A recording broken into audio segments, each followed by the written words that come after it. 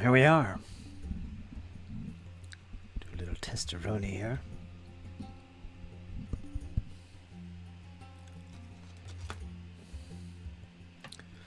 How you doing, Bill?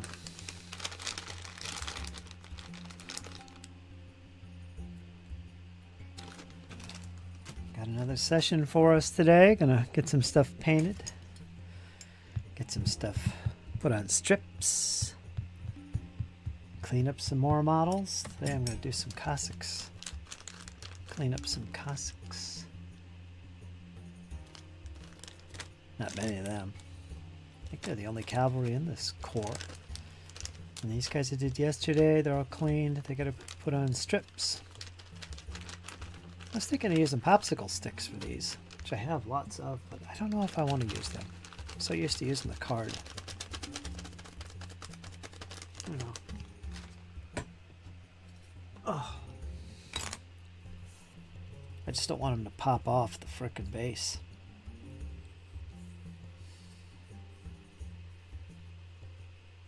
Oh, I have that sticky tack stuff too, don't I? Could actually use that.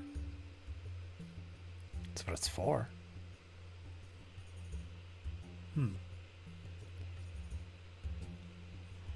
That would solve the problem of when I take the figures off it, it'll sometimes take the primer right off with it, the way I put the glue on.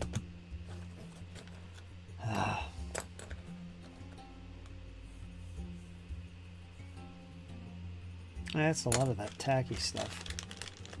I don't know. That's what it's for, but I tend to use it for my 28s. I don't have that much.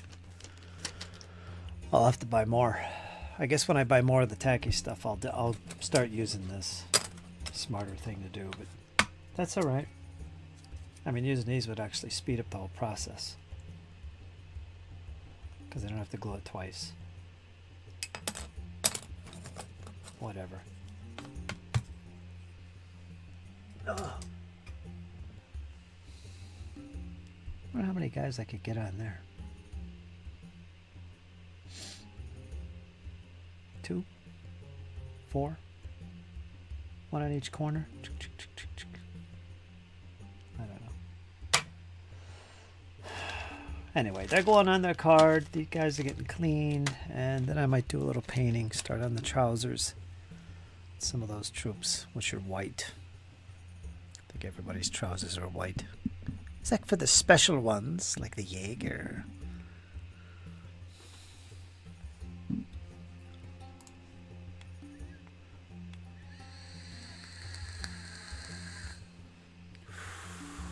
Did you get all the facings done on the other ones?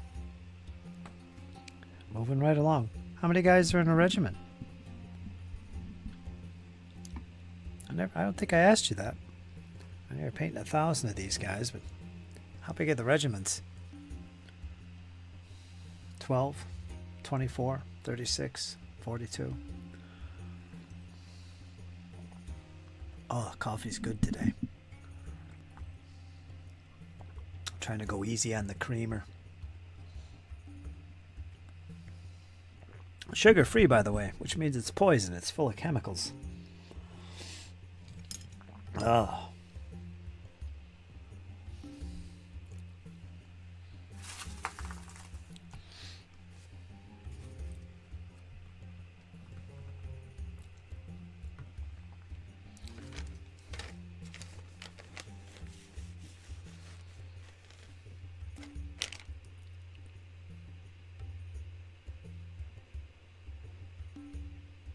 Yeah, we'll use the cardboard.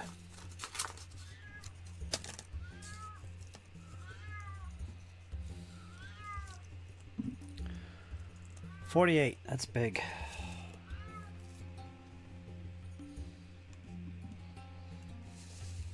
What's got you doing this, Bill? I was thinking about that today. I asked you this before. But, curious, you're the guy that's all about skirmish games. You love skirmish gaming. I know it's not the only thing you do, but you're always talking about, oh, skirmish gaming. I do it all the time. It's great stuff. And you do. But this is like the opposite of the spectrum. Not only that, but giant regiments. Those are the bigger regiments. When people wargame Napoleonics, there's the guys that do it with just 12 figures, and then there's the guys that do it with 48.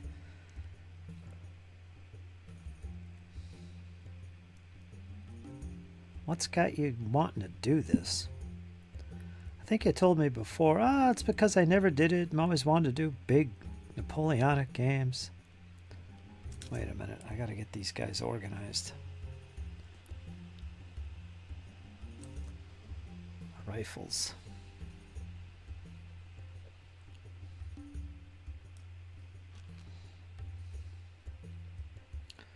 Because that's a big deal what you're doing. That's not for everybody.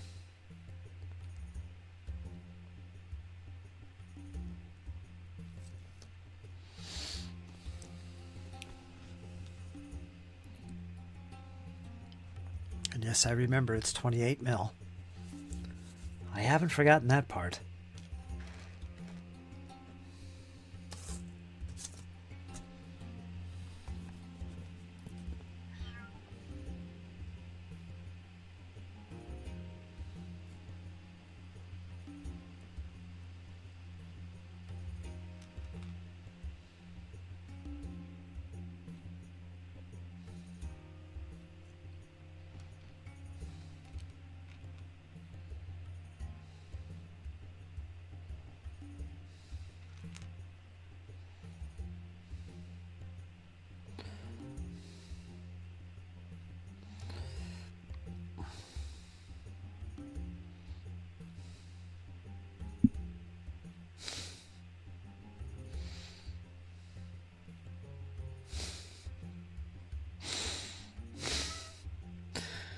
Oh, cabbage.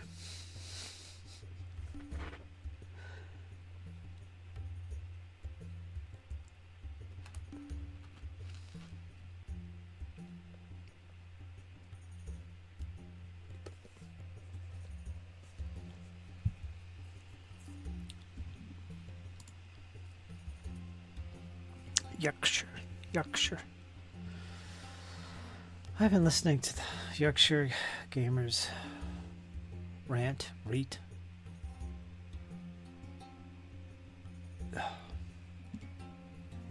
I guess that answers my question. Kinda.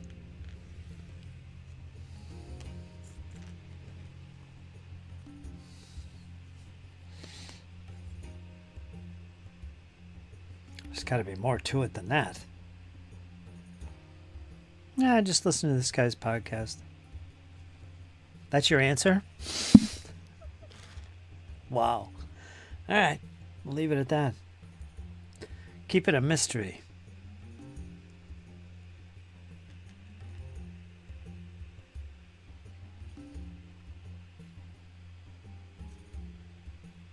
Okie dokie. Okie dokie. Damn it.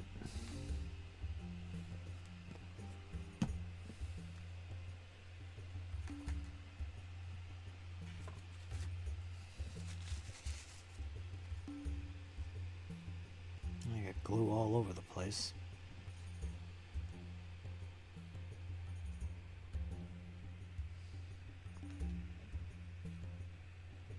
Do. Do.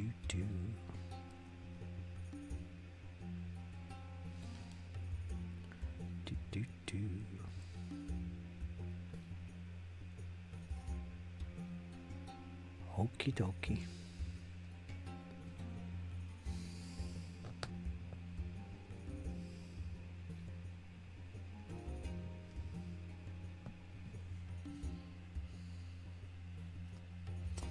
There. 3 strips. We'll keep it a secret, Bill. We'll keep it a secret. Shh.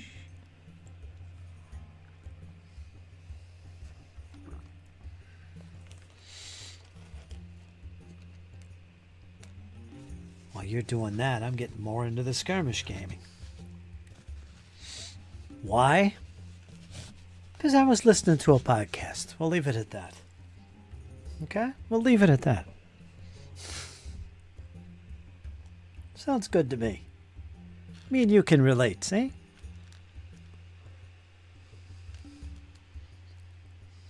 That's an officer. Put him over there. Come on, you guys. Rank up. Rank up. Rifles over here. A lot of rifles. These guys have plumes. Must be grenadiers. They must have had elite companies in there. Little cornet players.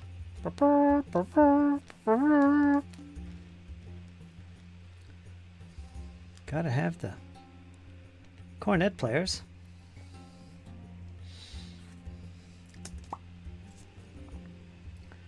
Oh, man.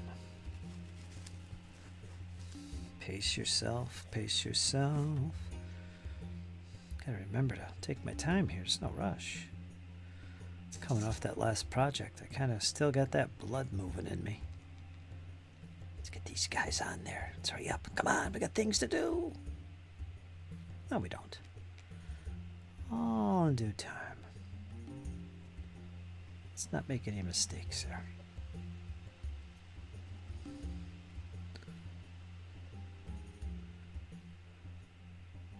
No mistakes, Bill. No mistakes. There's no room for mistakes, Bill. Bill, we cannot have mistakes.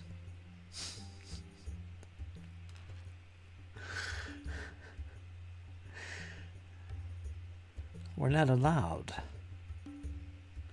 Mistakes are for the weak. Whoops, here I go with the glue again. Making mistakes, yes. Mistakes we are. Cornet player. Cornet player. Grenadier. There he is, little rifleman. Let's pop him on there.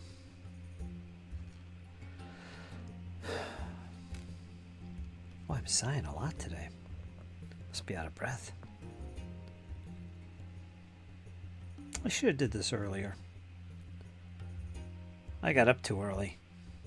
That's what it is. Got up too early. Another mistake on my part. I'm not sure why I got up early. I had to make sure a package was out to be picked up. Cats and dog are driving me crazy. They gotta eat 24/7.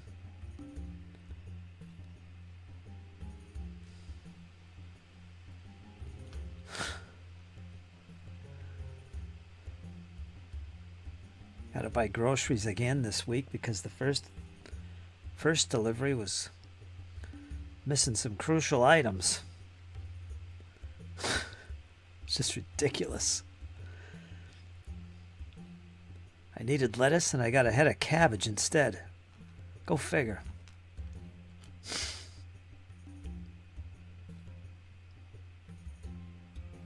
Needed bagels, didn't get any.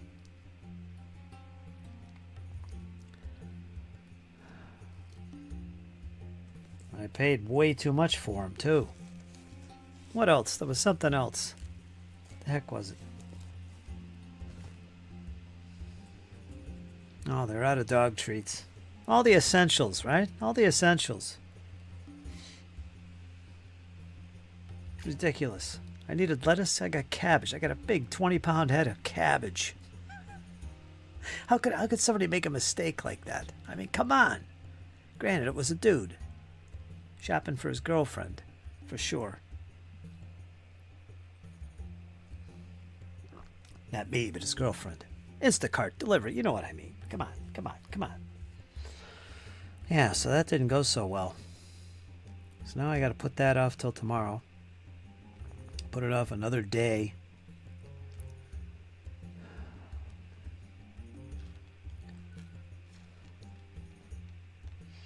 Fortunately, there's no rush.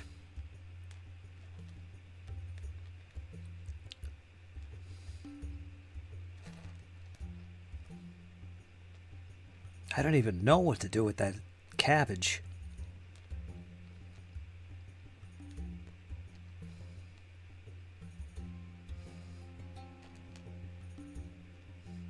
Make coleslaw or something, but I won't.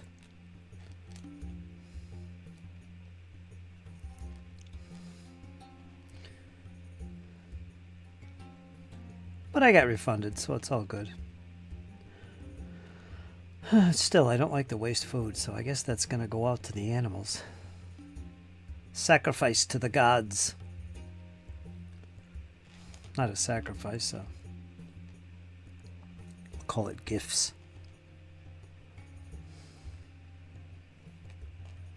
Little giftage. There, these guys are all rifles. I paint over my mistakes. You do. Gotta have lunch. Be right back. There goes Bill. He's gonna have himself some cabbage sandwiches. Cabbage sandwiches. That's right. Cabbage sandwiches.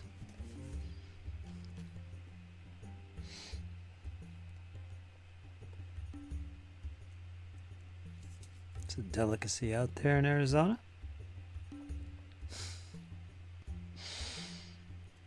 There's some of that Apache fried bread with your cabbage. There you go. Who needs lettuce when you got big, robust heads of cabbage? They make the best salad leaves.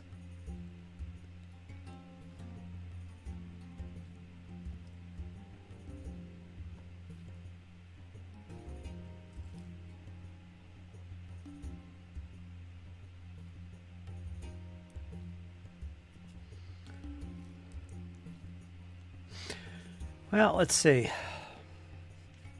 It's actually our good friend James's birthday today. Where he's at in Australia, it's his birthday. Technically, it's not really his birthday where we are, because he's what, 12 hours ahead of us. So he's in the future there, celebrating his birthday. I forgot to wish him a happy birthday. Actually, I was waiting until tomorrow.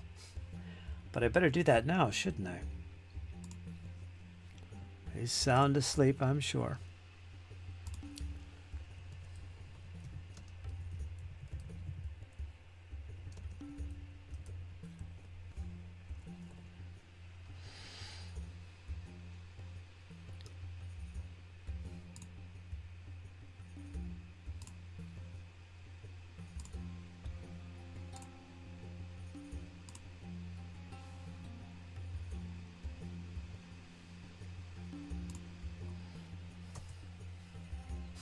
There you go.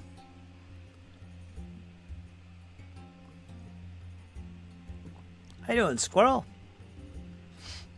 Squirrel joins us once again from the motel. I was just saying today's tomorrow, technically it's tomorrow, but right now in Australia, which are 12 hours ahead of us, it's James' birthday. James's, possessive here, we're talking, birthday. There we go. So yeah, happy birthday, James. I almost forgot to tell him. It's like 5 a.m. in the morning there, so there you go, James. He's got a day of celebration ahead of him. I was just talking to him, but I think he might have fell asleep. I don't know.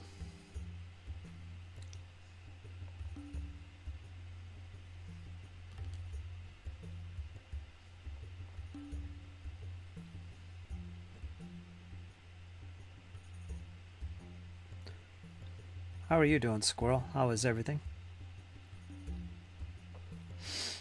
I saw you yesterday, didn't I? How do I forget these things? I'm losing my mind.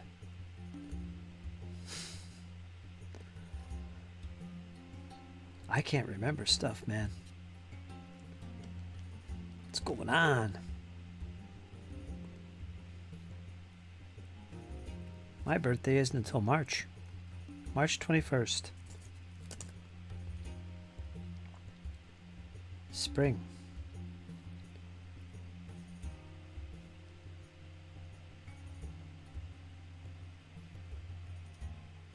I'm the ultimate Aries. Yeah.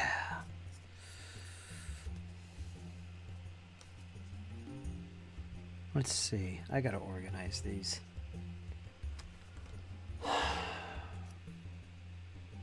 Let's take these off the strip. No, we'll do that later. No, I gotta take them off. I need the strip. And yes, I'm using cardboard and glue still. I don't want to use all the tacky stuff on popsicle sticks right now for these guys. Even though it's frustrating with the glue. But yeah, we'll keep it this way until I get some more tacky stuff. In case you're curious. Let me organize these guys. Hold on. I got cornet players, officers.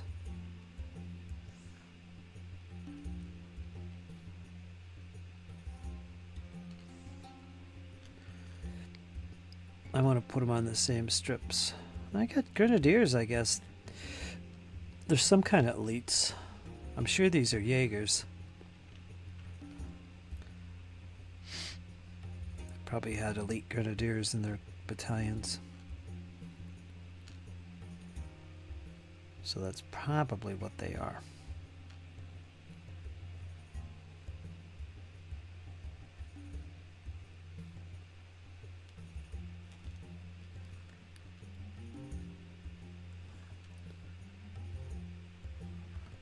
Let's see, it looks like 1, 2, 3, 4, 5, 6, 7. 1, 2, 3, 4, 5, 6, 7, 8. 1, 2, 3, 4, 5, 6, 7.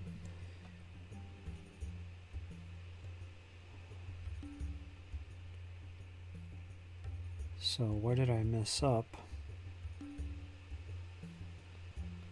If I messed up at all. Oh, there's one. There's a grenadier that shouldn't be in there. Damn you. Damn you, I say. That's 8 grenadiers. So, 1, 2, 3, 4, 5, 6, 7, 8. 1, 2, 3, 4, 5, 6, 7. There must be a cornet player in here as well. I see him. There he is. There's number 8. So there's going to be 8 bases of these guys. Okie doke.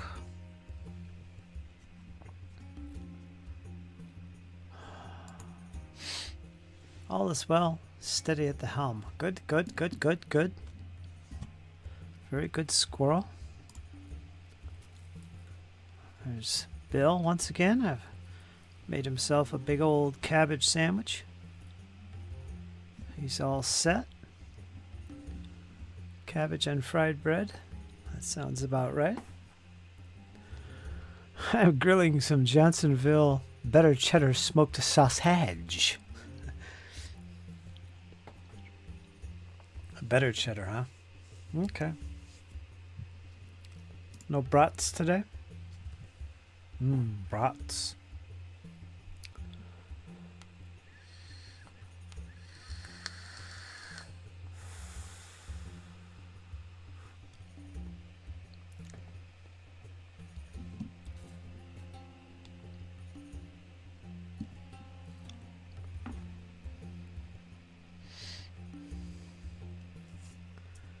Use this.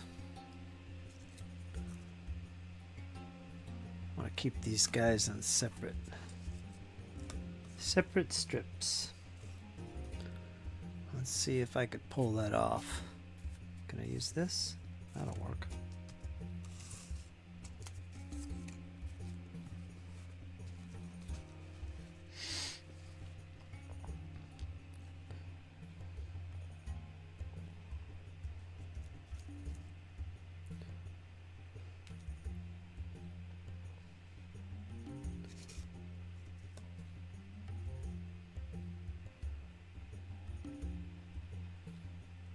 My lunch consisted of a hard-boiled egg,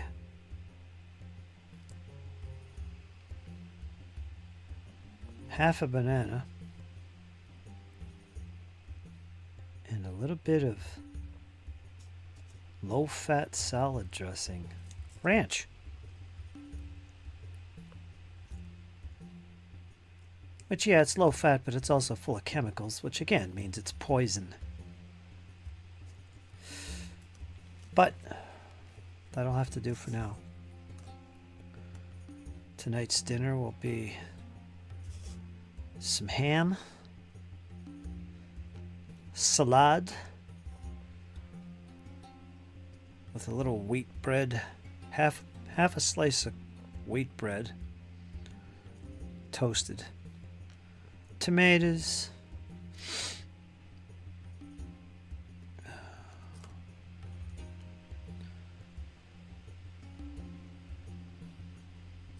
maybe an egg, hard boiled.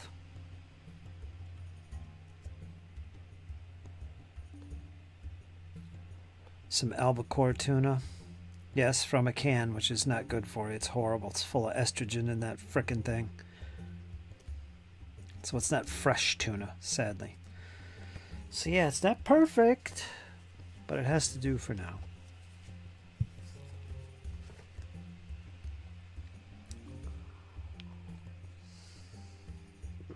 Probably another banana. And that'll do.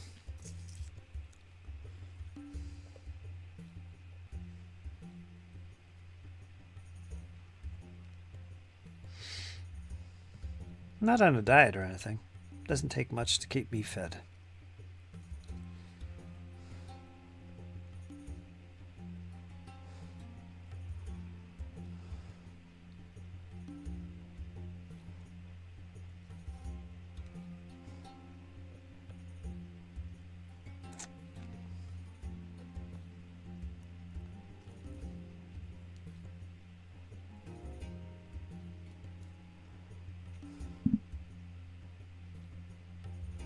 And that cabbage is going to be used as a gift to the gods, because I don't know what else to use it for.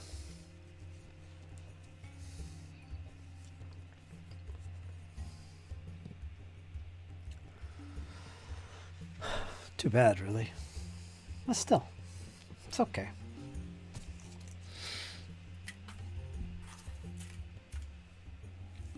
That's it. That's it. These guys are all ready for a second shot of glue. I didn't put much on. I usually give them a little extra glue around the edges of the base. However, when I do that, I cause problems for myself because it literally takes the paint off the base of the figure when I peel them off. But I can't have them coming off while I'm painting.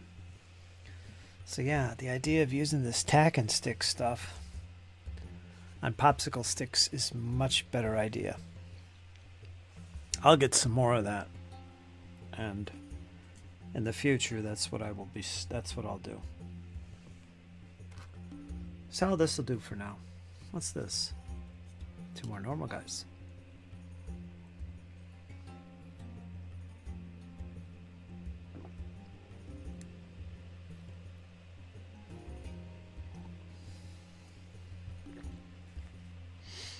All right. That batch is done. We'll set them over here till tomorrow. We're going to work on some Cossacks. Do you hear that, squirrel? Cossacks. Cossacks. Doing some Cossacks. Gotta love the Cossacks.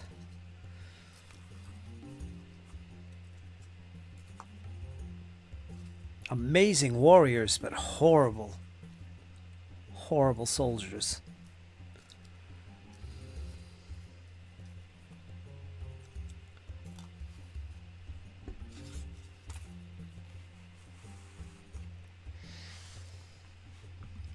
They're better at scaring people than anything.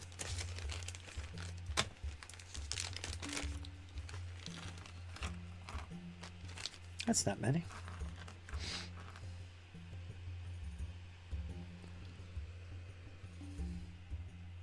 Where is the focus point? Because it ain't there.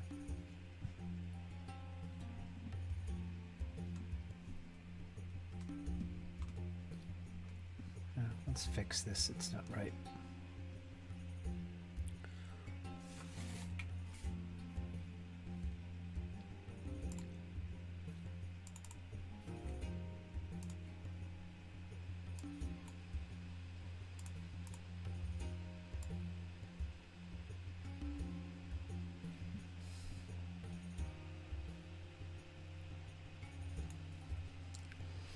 Let's take a look at him while I'm messing around. He's got a little support rod there we got to take out. You can see the flash on the horse's feet. See, there's definitely flash. A little nub on top of his head that's got to go. What's that? Yeah, there's a lot of flash on that horse's feet. It's pretty crazy. You don't get this with printed models.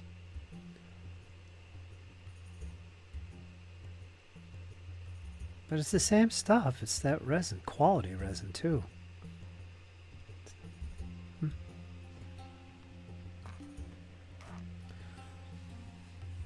10 millimeter indeed. Yep, it's 10 mil.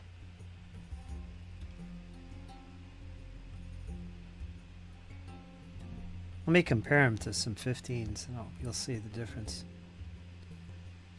Let me fix the focus here. Let's see, where do I want to be? Right here? Right there? Right there? That's good. I don't like using autofocus. Let me get some 15s. And you can see, get some cavalry.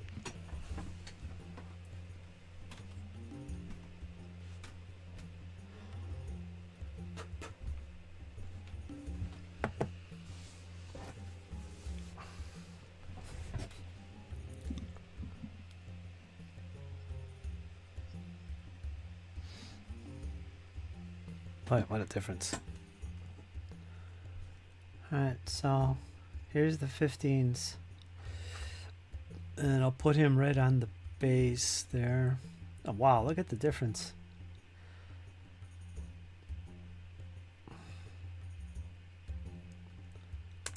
Damn it.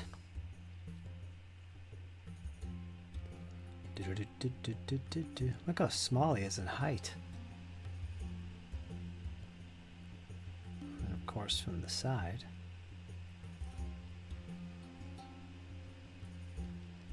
It's quite a difference.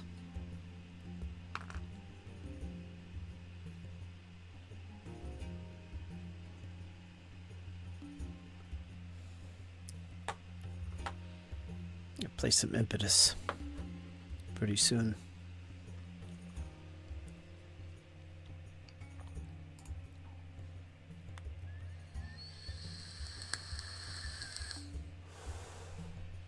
That is quite a difference.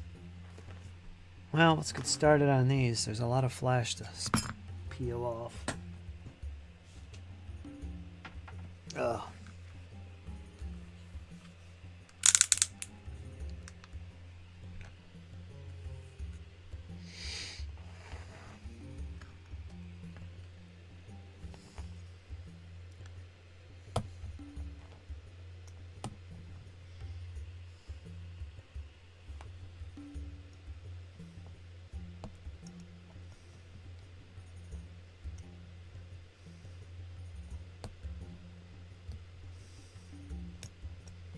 Comes off really easy though.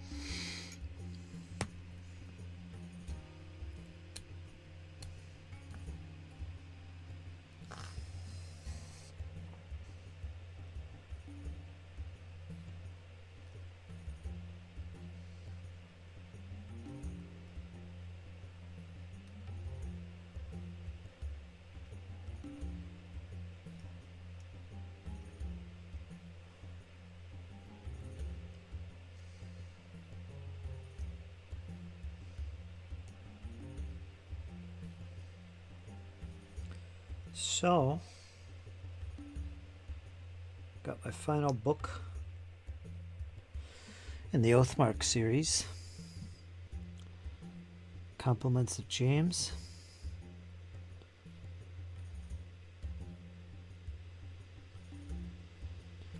So I'm all set with that. I'm working on a video for Oathmark. I don't think I've done one yet. Kind of flipped through the game. What the hell is on my back?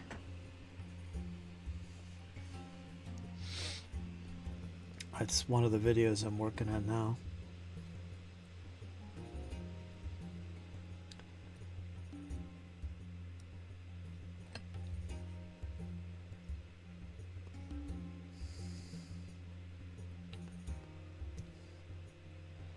Been talking with James about some other skirmish type games that's out there that I might be interested in.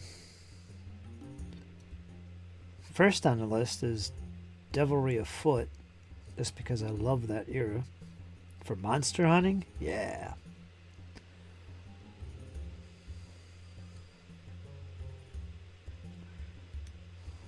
"30 Years War era type stuff. So I'm gonna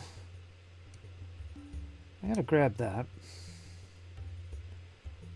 And there's some other games. Silver Bayonet might be an option, because you know I have a thing for Napoleonics.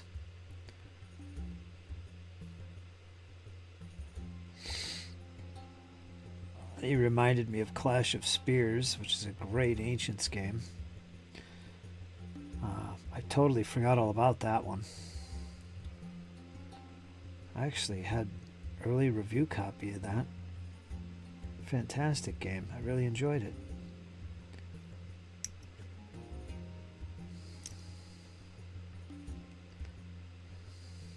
It's more like a big skirmish game.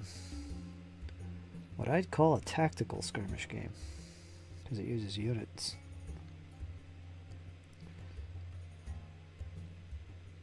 What else? Baron's War. Here's the Ruckus. That's one that's coming out. It's not out yet.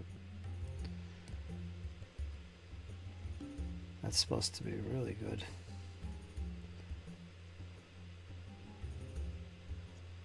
And there's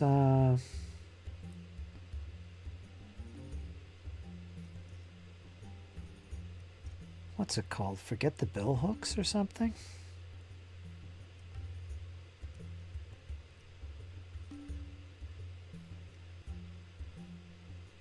Can't remember.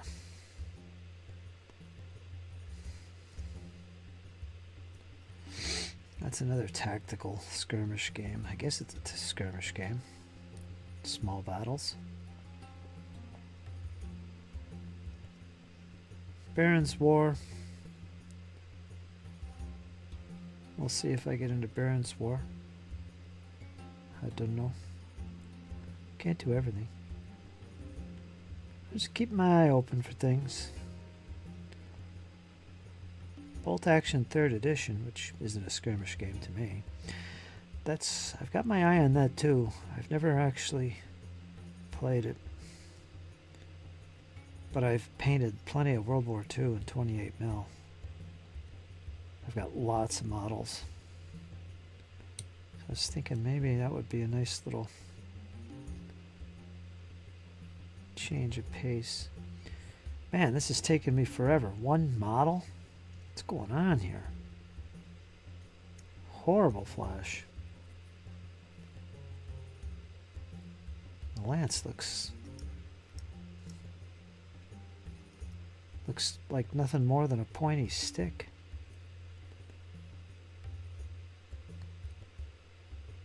Come on. I love my Cossacks. Gotta be better than that.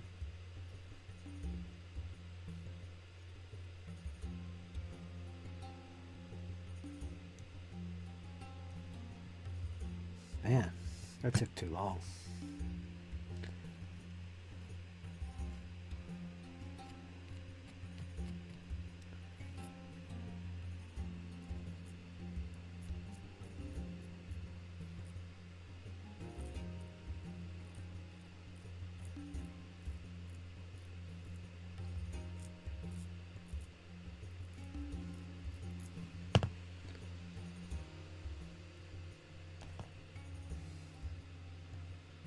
On Guard by Osprey is another one that I'm interested in, just because I like that period. James loves that game too.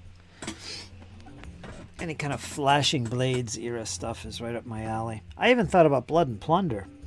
I've always had my eye on that game. Just seemed too involved. Not that it's complex, but you know, there's a lot of models and ships and stuff that you'd want to get, so it would be kind of expensive. But it's a really good game. I'm a huge fan of the Oak and Iron ship battles game they do.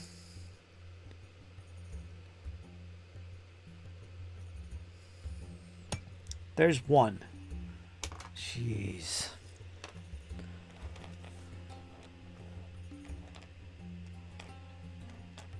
Was there 12? What do we got here? 4, 8, 12. Yeah, 4, 8, 12. Boom. Yeah, okay. So 3 bases of Cossacks. Boy, that's not enough. Hi, Ars.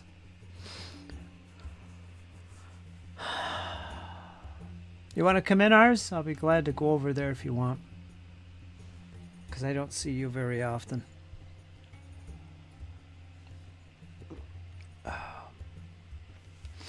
I'm trying to keep the chats a little bit condensed. I get too many people in here, I lose control of my chat and end up staying longer than I need to. RPG Grandma, long time no see. What's going on?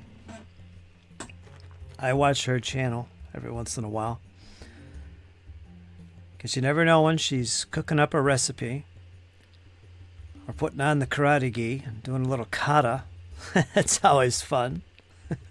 Or dropping some words of wisdom for the RPG community. Yeah? Check it out. Check it out. Check out her channel, folks. RPG Grandma. It's been a while. But I do continue to keep my eye open. As I said, you never know.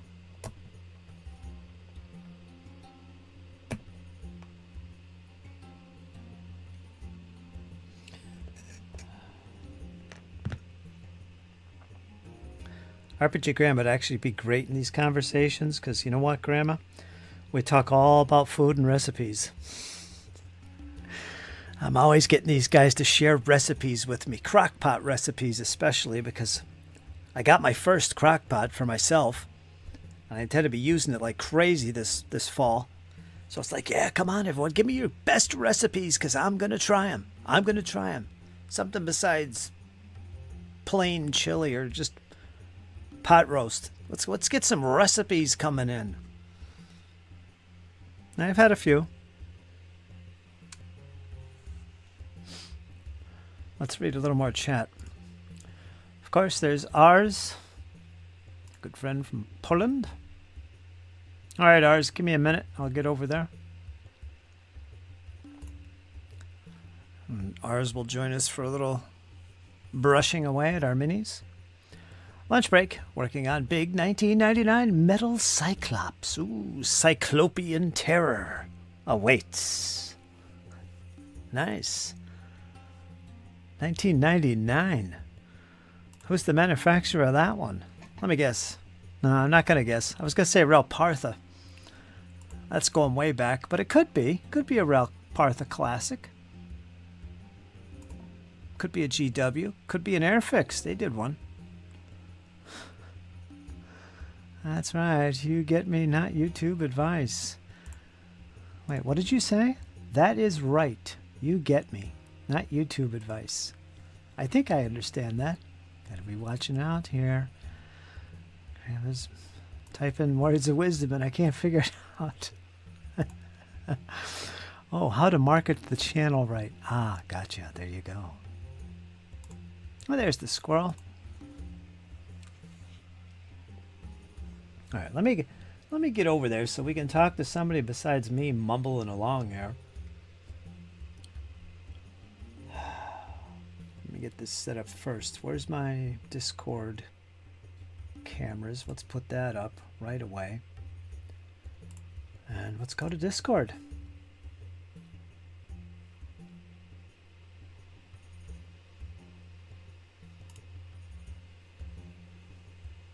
Emperor's Choice, Giants of Ardoin series. Oh, is that what it is? Ah.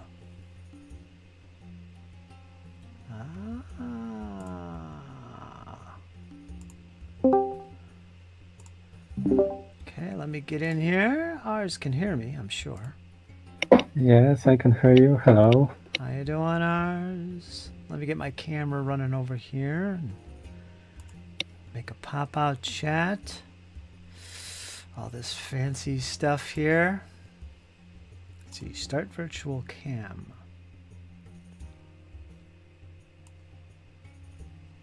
It's not showing. Let me turn the camera on. There we go. That way ours can see the screen, just like YouTube. Okay, that's all set up. And if you do share your camera, ours, it's locked on, so it'll pick up. You don't have to tell me or anything. I've got you on the screen. Okay. Probably no cam today for me. Okay. Let me finish the chat here, and then we'll see what ours is working on. Squirrel, Grandma, you and Zadarok should exchange food, stuff, recipes. Yeah, I know, Squirrel. Come on. We need some Grandma recipes here. I do. And even ours is looking for recipes for me, from all the way from Poland. Come on. Crackpot recipes. Slow cookers. Let's see. Yes, we should do recipes. I made a whiskey scrap meat dish yesterday, says RPG Graham. You see? Did you hear that, ours? Mm-hmm. She made a whiskey scrap meat dish. I'm not even sure what that means, except whiskey and scrap meat. Right. I'm really curious what that one is. Could be good. Could get you hammered. Maybe. Depends if you cook the whiskey. Maybe it's just... Maybe a heresy for some of you, but I don't like whiskey. No? It's rough. It's rough. I call it, like some of my friends, the rusty vodka on mouses. Rusty vodka. Wow. Shots fired. Wow. Everybody take cover. Maybe I'm too young for whiskey. He's just a youngster, everybody. Give him a break. Come on. As he sits there with a big pipe in his mouth. Anyway. Not today. Anyway, what are you working on, ours? Bretonia. Beautiful. Oh, yeah, that's right. I saw those figures you posted today. Beautiful Knights of the Realm. Yeah, now I'm painting the Knights on Foot, the classic metal ones. Looking good. How's your campaign going? Great. There was a siege battle between dwarves and orcs. Classic. Yeah. And I employed another player to play the orcs. Yeah. So I could concentrate on taking notes and pictures. Good. Ooh. So yeah, there will be a battle report on my blog in a few months, probably. Excellent. I'll read it for sure. Few months though, boy, that's a long wait. All right, I'll hold on. Yeah, probably in next 2 weeks or so I will start posting the beginning of the campaign. Gotcha. So there will be something to read for you. Excellent.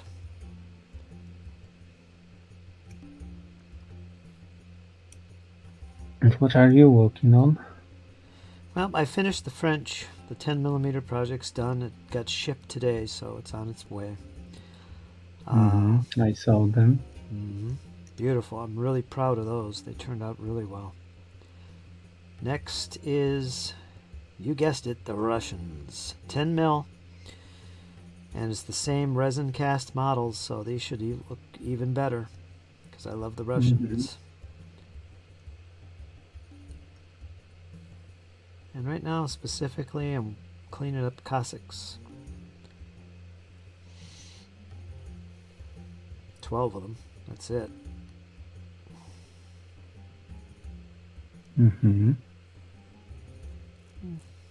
Get them on their strips. Tomorrow, I think I gotta glue them tomorrow too. Because I'm not efficient.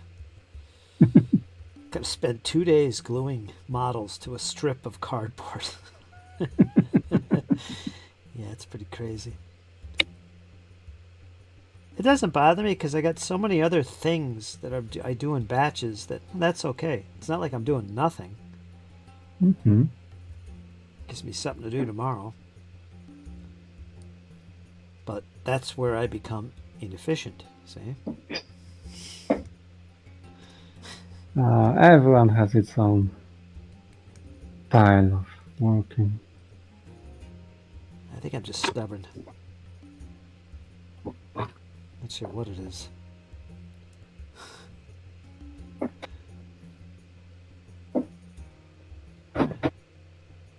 Alright, this guy's done. It's 2. Let's look at the chat. So you cut the beef off the fat, and on really fatty pieces, a lot of the beef gets left behind. So you go back and shave that beef off. Now you have lots of thin strips of beef. Tasty. Take the beef, put it in a bowl. Well, I have to go to YouTube to see what that says. Where is it? Take the beef, put in a bowl. Choose an alcohol you like. I had whiskey available, but you could use rum, tequila, wine. Interesting. Add fresh minced garlic, about a whole bulb, kosher salt, of course, Worcestershire sauce, we'll call it, because I used to live in Worcester, and black pepper.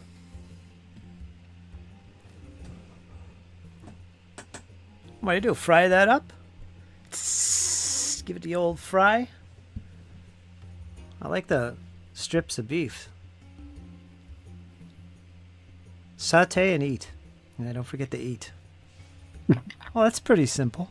Yeah, the whiskey makes it unique and different. Yeah, it's just garlic, salt, and black pepper. Really, really simple. You're just adding a little alcohol. Good on rice or potatoes. See, you need to share things like that. That's stuff that I really enjoy. I like recipe. I'm a recipe trader, believe it or not. Good cooking like that. I have a channel on my Discord, Grandma, where it's dedicated to homesteading and food porn. I'm not sure you're in my Discord. Link is in the description. You should be over there, and you should be sharing not only your karate katas, but you should be sharing those recipes with folks in there, especially me, because I will actually do them and eat them. Did you hear that, Ars? I will. Okay. Share your favorite recipe, Ars. Oh. Do you like to cook, Ars? I don't think I ever asked you. I'm not a big fan. I can cook something, but not too often. How about your wife? She's not a cook. Oh, jeez. You're going to starve, Ars. What's the matter with you? Neither one of you likes to cook. No, we order some food. Sometimes we made it ourselves. She makes Excellent spaghetti carbonara Oh, okay. Okay. and spaghetti bolognese. Okay. That's good. Good. Sometimes she makes beef or pork in mushroom sauce. Okay. So yeah, she cooks sometimes, but it's not her passion, Okay. and I totally understand it. Yeah. I prefer to paint minis than cooking. Okay. Touche. There you go. Yeah, I get it. That's one I improvised in Friend's kitchen this weekend at a party, says Grandma. We will enjoy the recipes as well, says Squirrel Hermit. Where's Zadarok tonight, Squirrel? She's always bringing in recipes.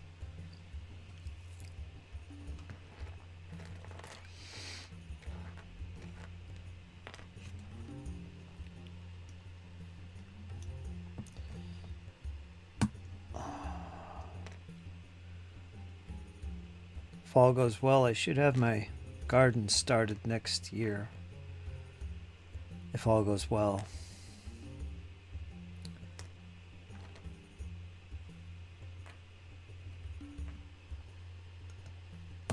Probably not a big one yet.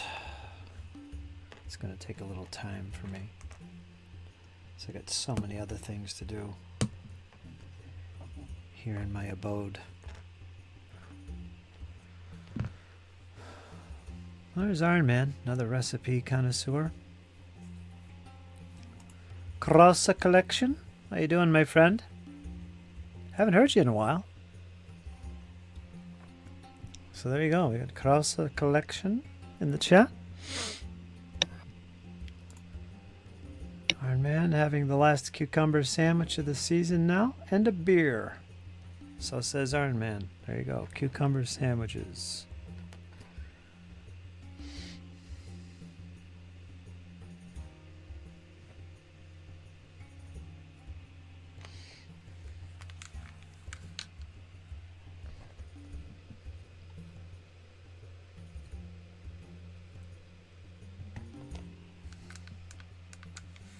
Let me let this charge.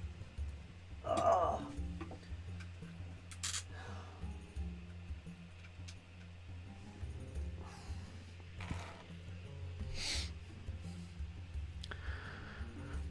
Krause, well, I'm doing well. I thought it would be fun if I could actually catch you live. I'm still getting everything together for you, waiting for that box to arrive. Excuse me. And Grandma says, okay, I checked Discord. I will see what yummy dishes I can share later. Are you on Discord at all, Grandma?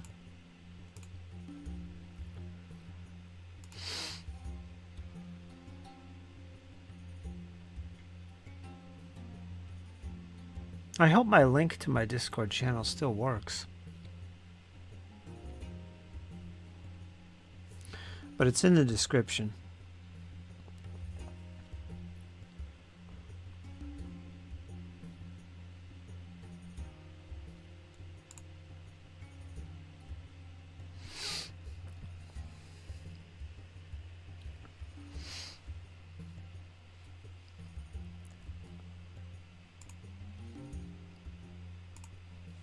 Just got some World War II era recipes and cookbooks to explore.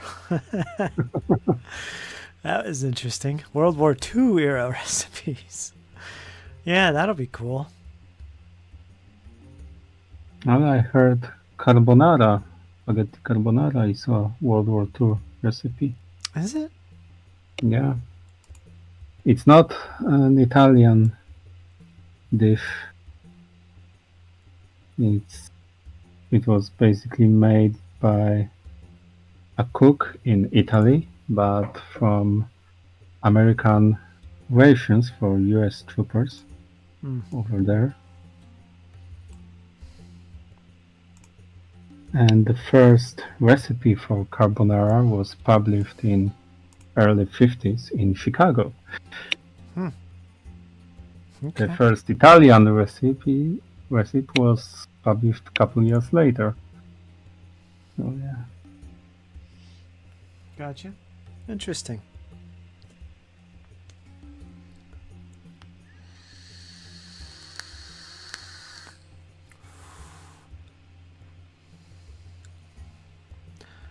Are the recipes, I think he's talking to Grandma here, recipes taking into account rationing? Yeah, they had a big ration.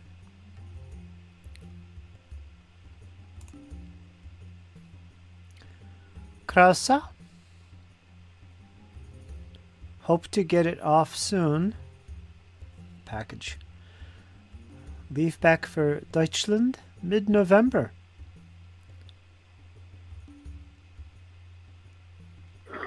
I'm more of a schnitzel guy.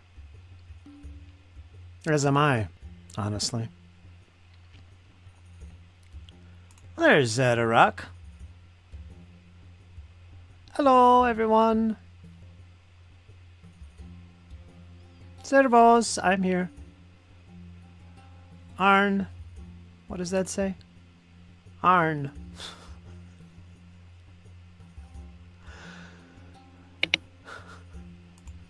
What was I gonna say?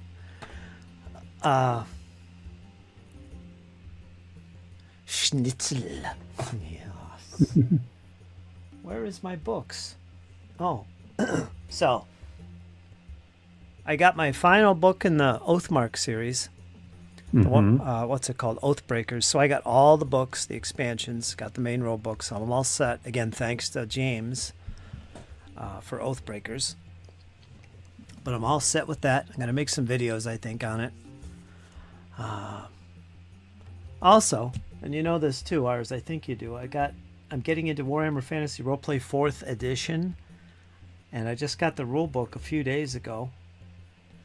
Yeah, I saw it. Oh man, I absolutely adore this book. I got it tabbed up already. Look at that. Mm-hmm. But the book is so high quality. Beautiful book. And yeah, I'm totally in love with the system. As you'd expect. It's not new to me. I mean, it's not 4th edition really isn't that different from even going back to 1st edition. It's the same kind of mechanic with the D100 and all that. Okay. You'd recognize it being a fan of 2nd edition, easy. A lot of that's still there, just little tweaks and things and some added things to make it more interesting and modern. But it's really good. I'm really psyched. Gonna play this Sunday with my main group. Because our Pathfinder campaign is winding down. We're reaching the conclusion of the Abomination Vaults. And we're playing every other week now. And what we're doing in between is we're playing one-shots of various other games. And next week, I'm running Warhammer Fantasy roleplay. We played some 10 Candles. We're going to play some Vaesen. We're going to play some Savage Worlds Deadlands. We're going to play some Call of Cthulhu. All kinds of one-shots that I'm going to be running every other week. And fingers crossed that my normal gaming group, my regular gaming group, will love Warhammer Fantasy Roleplay because I really want to play that as a campaign with them. I'm really excited. I've got James who's going to play. He's really excited. And if they don't all want to play it every Sunday, it's not their thing maybe, which might happen with, say, Rachel. I don't know. But it's okay because I am going to be running a campaign perhaps on another day. But I'm going to be running something with this magnificent system to be sure. So that's what's going on with my RPGs right now. Very excited. Nice. You're welcome to play too, Ars. I would, but I know. It's always hard. Yeah, it's hard with time for me. I know. especially now. I got to put that out there, though, because you're always welcome in any and all of my games. My good friend from Poland is going to be sending me a massive collection of Napoleonic soon. I'm waiting, but it's going to happen. After my dead body. Yeah, I know. One can hope and have dreams.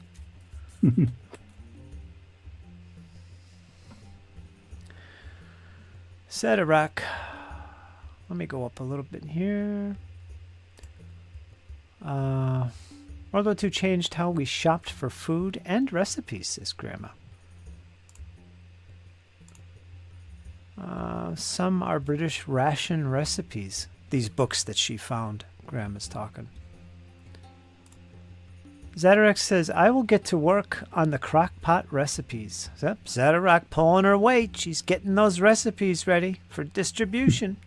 I can't wait. I just clarified chicken skin for a recipe. Clarified? Does that mean something in cooking, or is that a typo? Clarified. I just clarified chicken skin for a recipe. Okay, I don't know if that was a typo or my mistake. Cleaning up the epoxy on the Cyclops takes a bit of time. Yes, it does.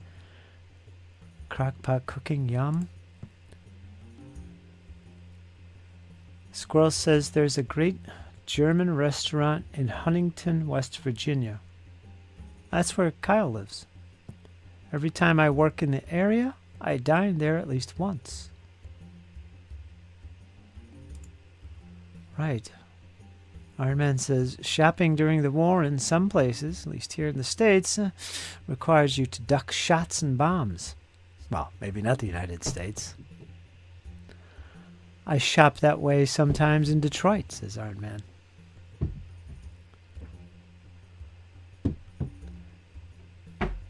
Well, the squirrels are dropping pine cones on my roof. I don't know if people can hear that in the chat.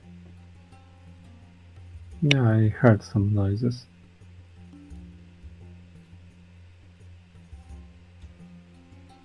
Gonna damage my roof. How does the Warhammer Fantasy roleplay compare to Dungeons and Dragons?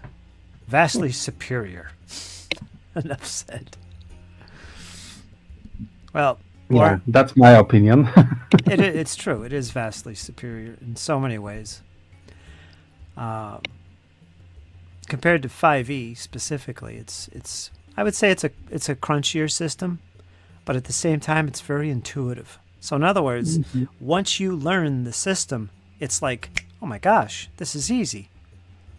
And it really is. It's just that beginning learning entry. It's a D100 system, which is intuitive in itself. You're rolling equal or under, all right? So there's that. No levels. You don't have levels in your classes. You have professions that you get better at, more like a skill-based system than a level-based system. So there's no levels. So you don't become really powerful superheroes like you do in 5e, or Pathfinder for that matter, which I detest. You might, but it takes a lot of time because for the experience you get to expand your basic stats. At least that's how second edition worked. So you could improve your fighting skill from 45 to 50, for example, for 500 experience points. Yeah, it's kind of like and that. 500 experience points is a lot. Mm-hmm. It's not an amount you earn during one session or even a couple of sessions. And I so much prefer that over, say, Pathfinder and D&D, the way you level up. So much prefer that. You know, it's the main difference is that it's low fantasy. It's not high fantasy. Mm-hmm. Yeah, you are not superheroes that save the world. You're basically beggars that are fighting for survival in. Right. You're adventurers. You're not heroes. Yeah. I love that. And I recently listened to Gotrek and Felix, audiobook. And there is in Skaven's Lair, there is a part where they work as a sewer guard. You know, they come down to the sewers of Nuln and fight basically everything they found there, mostly Skaven. Yeah. And that's not very heroic to go through all of that stuff that's in the sewers. So Just to survive. yeah, just to survive. So that's the kind of adventures you will have in Warhammer. Yes. And that is the perfect kind of adventure. So well said, Ars. There you go. Thanks. There you go, Krausa. It's what you call grim, perilous adventure, as opposed to, say, high adventure.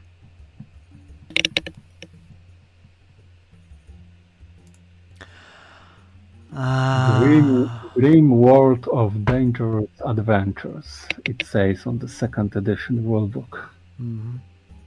I have it over my head right now. Yeah, you're a big fan of second edition. I'd play that with you. I'd play that version with you.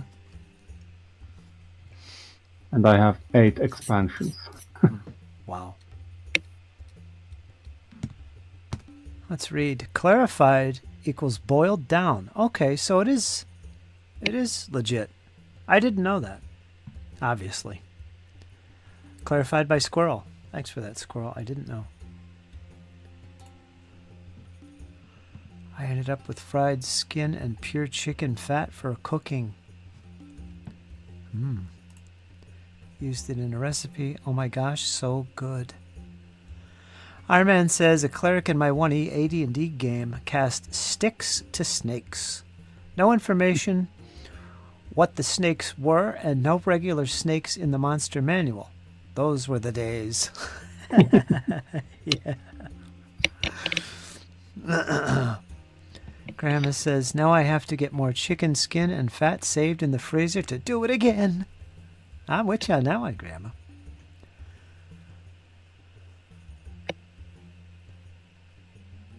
OD&D did the same.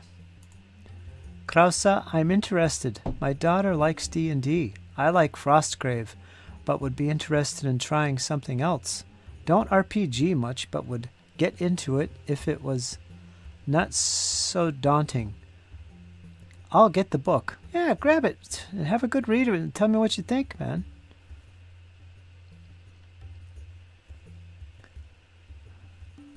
Maybe we'll pull you in and get you involved.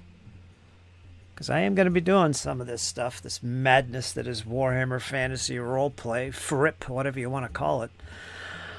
Krausa likes the Warhammer world, by the way, everyone. Do you have any idea where your one-shot will take place? In which part of Yeah, we're... the world? Well, don't tell anybody, but this one shot is actually the birth of my campaign, at least one of my campaigns. Okay. And it starts off in... what's the name of it again? It's the setting for the video game, Vermintide. Ah, okay. What's the name of it? Mm, I can't remember. Such an easy one. Let me look at the map.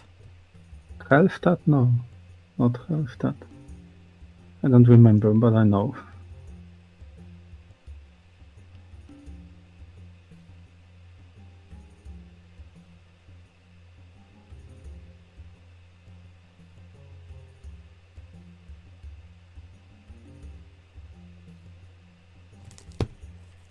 Damn it.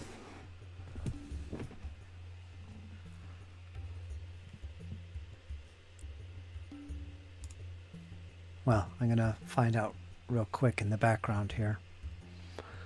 Because it bothers me. I got it on Foundry. The rulebook and the starter set. Mm-hmm. And it's awesome. Oh my gosh, it's so good on Foundry. Again, I'll be using Theater of the Mind more than maps or anything, but Foundry's useful. Character sheets and stuff. Uber's Reich. That's what it Oh, is. okay. Yeah, that's the setting for Vermintide, so that's interesting. So I'll be starting there. And we'll see if we go into full-blown Reikland. We'll see. I wish they made a supplement for Bretonia. I'd love to explore the Wood Elf Kingdom and the Bretonian stuff. That'd be so fun. Hmm. My campaign, I remember, started in southern Stirland, Okay. close to the Sylvania border, because in the first stage of the campaign, the vampire counts were the bad guys. And it gave a lot of opportunities for a gothic horror theme.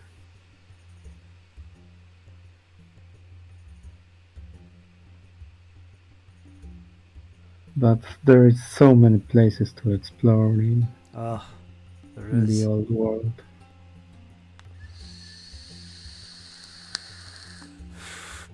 I've wanted to play Warhammer fantasy roleplay since I don't want to go into the 80s. I don't know even when it was released, but I had it in 1992. Yeah, the first edition was released in 87 or 88, something about those lines. So Maybe maybe 86. so maybe I knew a little bit about it, but by 92 I had a lot of the rule books. I had the Enemy Within campaign books, which were all separate books back then, but I have them. I made a video on this and showed them off, but I always wanted to play this game, and for whatever reason, we never did. It was always, I think we were playing AD&D 2nd edition, of course. So it never got played, but I always wanted to play it. Didn't know anything about 2nd edition because I was out of the hobby. And then when I got back in the hobby, it was all 3rd edition. And initially, I was pretty excited about it because, Fantasy Flight, my favorite board card game company, they're doing Warhammer. I was really excited. Didn't buy it, didn't get into it, and it's probably a good thing that I didn't because it's kind of like a flop. Yeah. And then there was, and that now I understand why you were a big fan of 2nd edition, because that's what people stuck with for one, and didn't bother going to 4th edition, which came out when, in 2020? So that's a pretty recent edition. It's a new thing. And I heard many people play the 4th edition, but the main downside, in their opinion, is that it's fairly limited in resources from the other parts of the old world. Basically, the main rulebook, I think, gives you only the Reichland as the theater for campaign, and there are some source books for the other parts of the empire, but there are no campaigns and source books that expand this to the other parts, like Bretonia, like you say. Well, I think it's not a big deal because you can always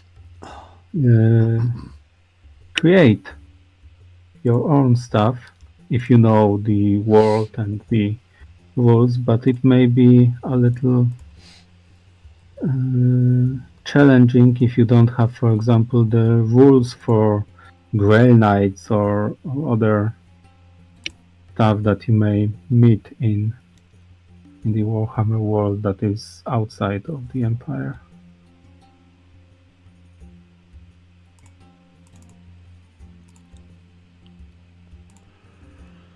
But yeah, I heard the mechanics is good, so Let's take a look at Cubicle 7's webpage. Let's do that while we chat here, and I'll get back to the chat in a second. Let's take a look at Cubicle 7's website, specifically Warhammer Fantasy Roleplay. course, these are the new owners of the license, and they're the publishers of the 4th edition. And what I want to look at is the catalog. Let's see what they got. Specifically for Warhammer Fantasy Roleplay. Of course, they got some Foundry versions of these things. All right, so they have a book here called The Winds of Magic. All right, I'm not going to click on that, but they have one called Winds of Magic. Then they have one called Reichland Miscellanea. Reichland Miscellanea. Probably a source book for Reichland. They have Lustria source book. Okay. They have New World. Yeah. They have Ubersreich Adventures Volume 1 and Volume 2, which expand from the starter kit. They have something called the Imperial Zoo, which I don't know what that is. Probably some type of bestiary. Yeah. They have 3 volumes of what's known as the Archives of the Empire. We'll look at that in a minute. They have a new source book called Up in Arms, which... probably an armory. All right. They have... I don't know what this is. It's only $5. Warhammer Fantasy Roleplay Between Skarak and a Hard Place. I guess an adventure, probably. Probably. They got a source book called Sea of Claws. Okay, so up north of the Empire. Maybe Norska. All about ships and sailing. I know that's part of the book. I've got something here called Rough Nights and Hard Days, $35. Looks like a mini campaign or a series of adventures. Let's see what else they got. Foundry, Screen.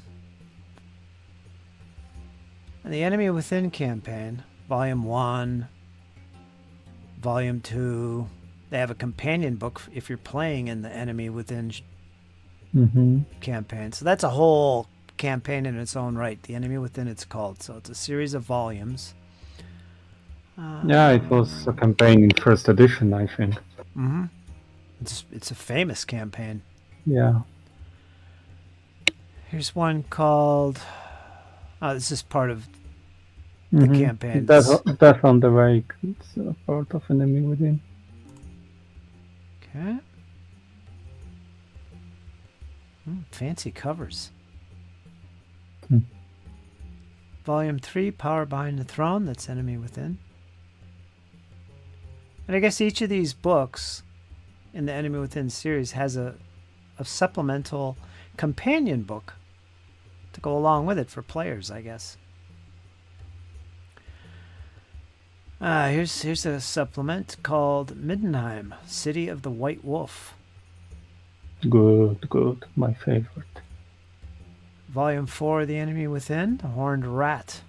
And of course, its companion book. Volume 5 of The Enemy Within, The Empire in Ruins. Companion book. Another source book called Aldorf. Crown of the Empire. Yeah, the capital of the Empire. Volume 1 of Archives of the Empire. The Empire. The Electra Counts card game.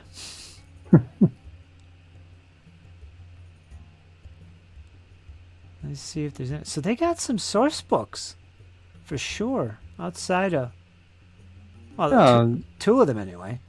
Good that they are expanding. It is. It would be a shame if they would not expand outside of the Empire.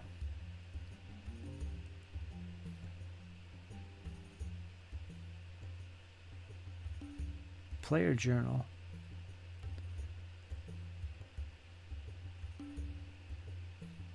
Here's another one for Salzenmund, City of Salt and Silver. So, Mhm. so a lot of these source books are very city oriented. Yeah.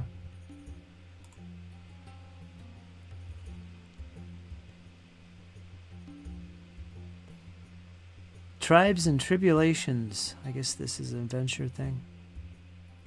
So Maybe a first book about orcs and or beastmen or something like that. maybe. Let's see. I want to look at one of these and see what it is. There is a one source book for, I think, first edition that I would really like to have, but it costs a fortune now. I bet it does. Well, some of them are not that expensive, but this one is. It's called Iron and Stone, I think. Or Stone and Iron. And it's, of course, about dwarves. Mm-hmm. And it's a great source book. It has so many informations, including, the number of inhabitants in every single dwarf hold, and rulers, and the size of their armies and stuff, and what these hold look like, what they are mining over there. I So remember it's hardback and about 200 pages. Now well, it that has stuff is about- still usable. You could use that book Yeah. with, say, 4th edition, no Yeah. problem. It's source material, if anything. Yeah. So But it costs about, I saw it on eBay once, uh, for about $300 or $400. ooh, forget it. Scrap it. I'll make things up. Wow.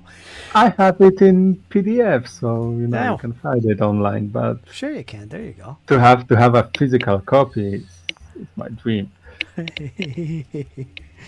Oh, I got the PDF. Sure, Fritz. Slide over, say 100. Yeah, it's yours. Shh. Let's read this. Sea of Claws. I want to know what this says. To the north lies the bitterly cold and tempestuous Sea of Claws, the sea serpents, the empire from the lands of Norska, where marauder tribes beseech the forces of chaos for glory and power, and vast monsters make their lairs in the fjords.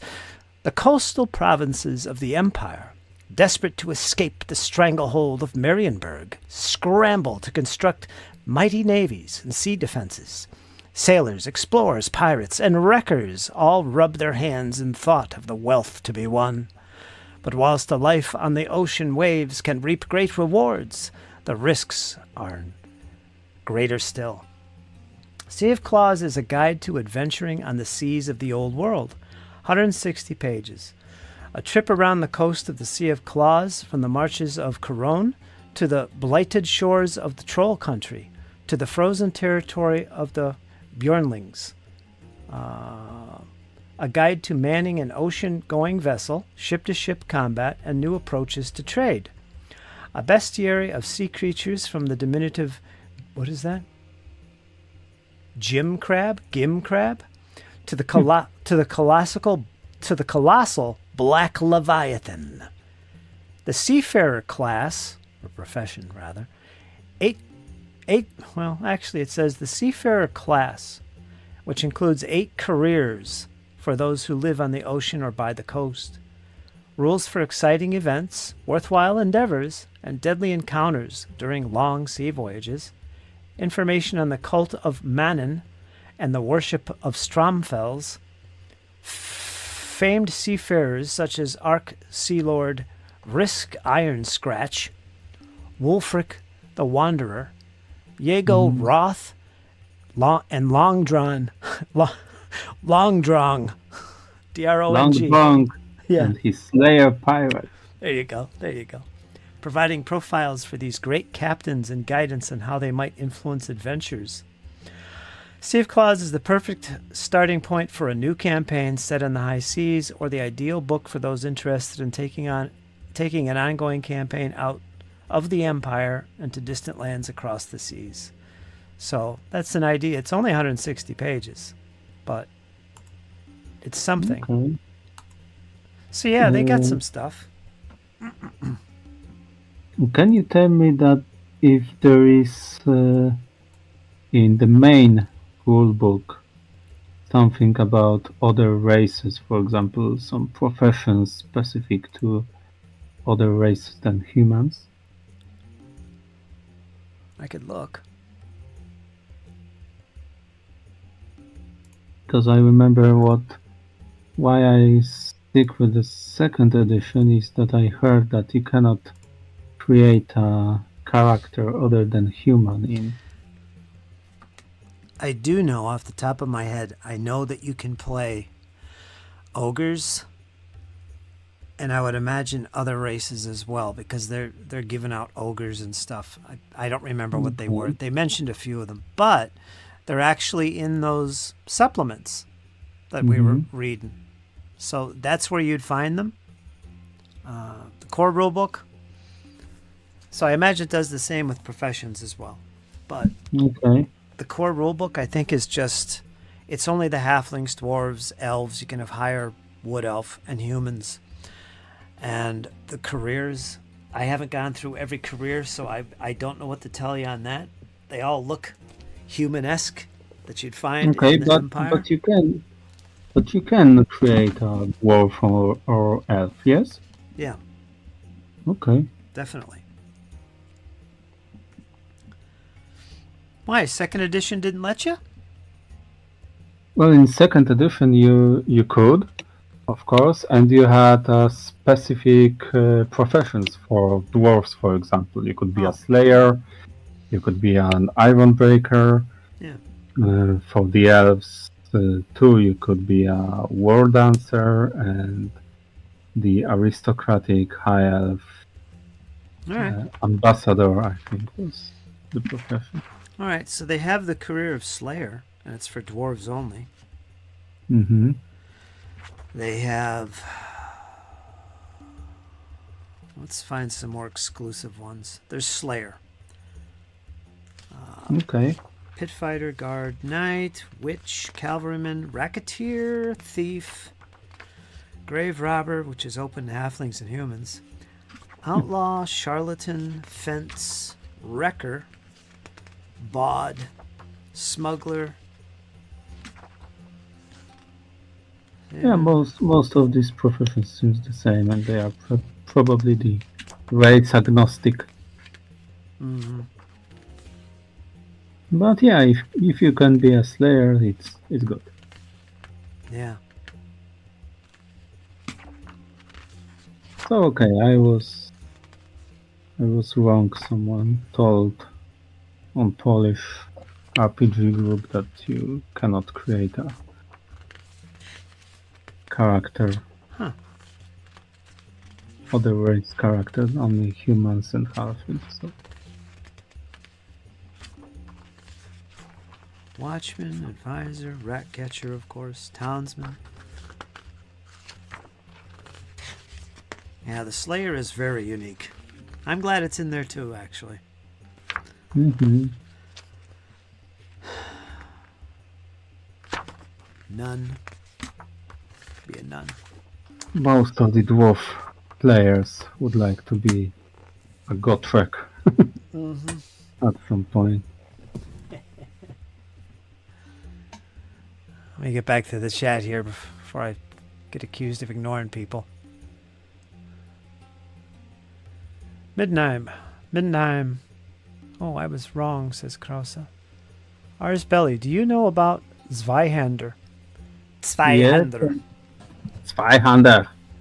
Yeah, I heard it. I heard it's basically the Warhammer fantasy without the Warhammer lore, but very similar.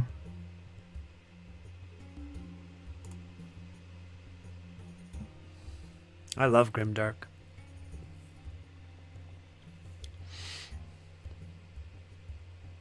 You know what is best with Warhammer?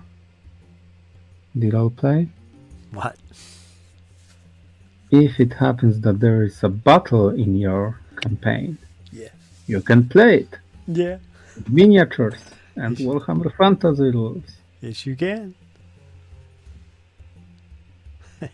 There is even on in the third edition book, the third edition Warhammer Fantasy Battle book, a section about transferring your hero, your player character stats into the Warhammer Fantasy Battle stat line. So you could quite well depict your heroes on the battlefield. So, Iron Man, to answer your question there, every book, every adventure, every source book, rule book, starter set, even the screen has a Foundry version published for it. So that's a good thing. Like when I first got into it with Foundry, the first thing I bought was the starter set. It's hard to get, and actually the Foundry version is better than the printed version because there's errors in the printed version. But anyway, when you open it up and look at it and start reading in the starter set, you see all these broken hyperlinks, links to other books in the series, mainly in this case, the core rulebook. Now, you don't need that stuff to play the starter set, but it's nice that they are linking things relating to other books, because when you have those books, the links work, of course. And I noticed that when I got a hold of the Foundry core rulebook. All these links came alive, and it continues to do that. Whenever you see a broken link, you hover your mouse over it and it will tell you what source book it's referring to. So when and if you buy the source book on Foundry, the link will turn on so you could click it and it'll take you to that information.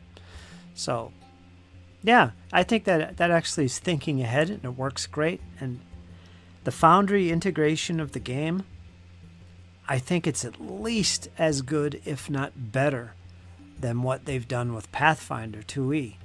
It's fantastic. I mean, it's got everything I look for in the game, like the token HUD that I'm a fan of. It's got special dice you can use. An awesome character sheet. Yeah, it's really good. The Foundry version of it.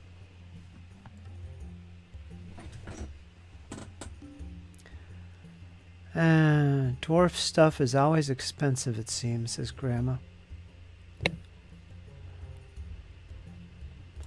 And there's Joe. I haven't seen you in a while, Joe. It's Fritz Meister.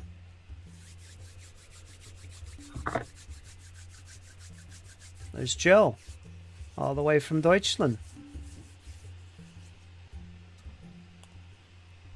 Boy, we're talking. We got a bunch of Germans in the chat today. We're talking about the Empire and Warhammer and its Germanic feel. What's going on today, Ars? I should paint my Middenheimers then. Yeah, not Bretonians. Yeah, let me get these Cossacks off the table here. No time for this.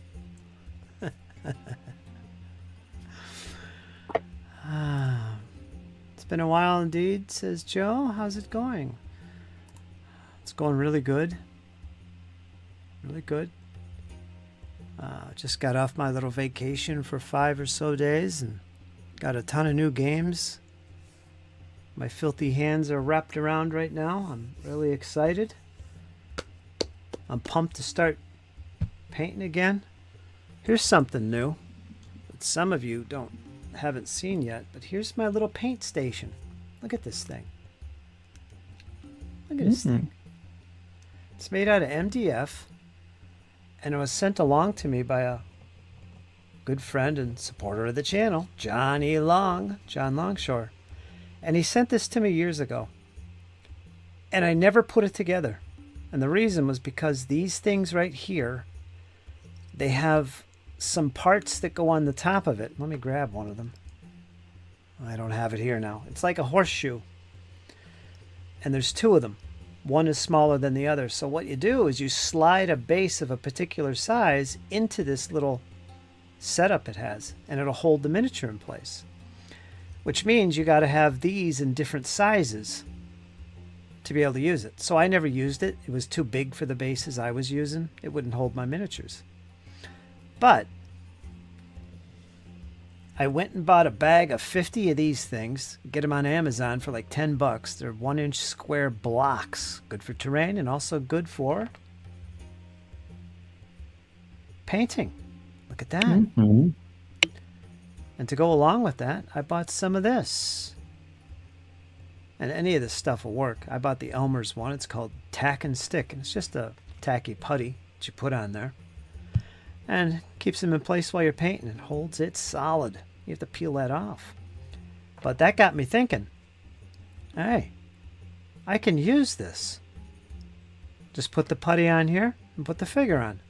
So there we go. Now we've got this little gadget going on. So I put it together. And it's got spots there for some brushes. Is that not fancy? Oh, I'm so professional now. Yeah. That's made out of MDF. It's from a company called Mini Grip. They sell these. You can put them together. I have no idea what it cost. It was sent to me.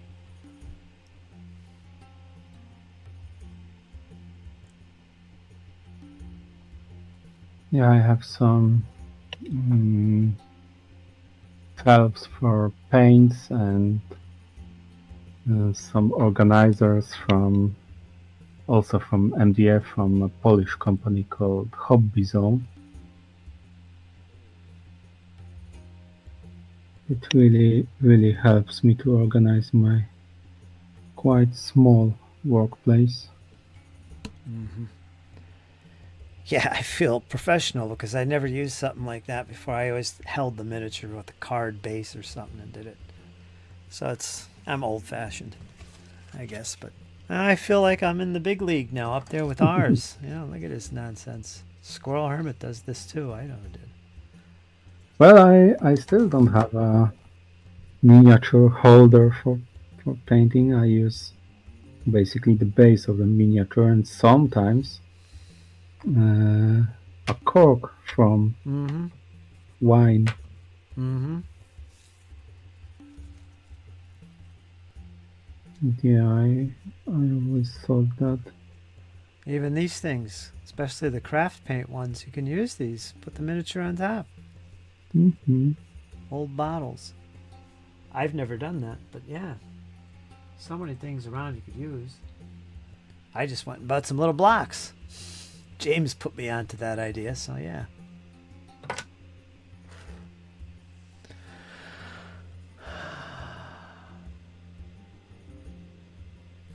People are breaking out the German. Some little Guten Tags floating around. I look like a little parking garage, says Joe. It looks like a little parking garage. Yeah, I guess it could be. Very cool, says Grandma. Lovely, says Joe. I use plastic throwaway shot glasses to stick the minis on. Do you? There you go. Little thrower-awayers. I also use to put water in for painting or mix paint in. There you go. Blocks are good. Yeah, they were kind of cheap, 50 for $10. Squirrel uses, what does he use? He uses those little herb things, those McCormick things, which is a brilliant idea. He sent some to Kyle for his painting. So Kyle got some herbs to go along with his painting.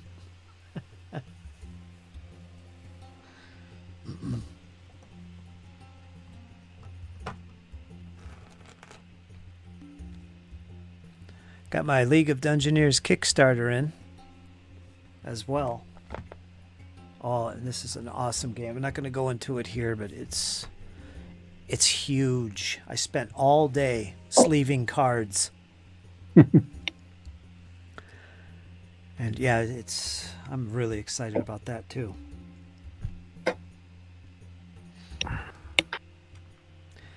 Well, I got 12 figures to clean up here in D-Flash, and I've done 2 in the last hour. That's fantastic work today on my part. Getting sidetracked. Probably because someone started to talk with you about Warhammer. Yep, Warhammer. Mein Gott. Let's talk about Warhammer. Screw those Cossacks. These are Cossacks. They're part of the Russian project. I'm cleaning them up right now, Joe. Yeah, Grandma, these are 10 mil. About a half inch.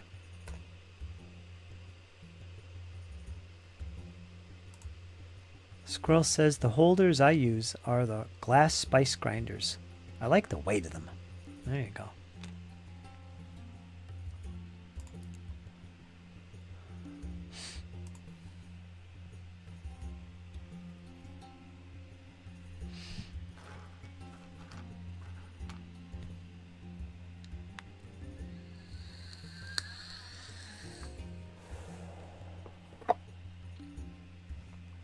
How you coming along on your rules for medieval and ancient combat?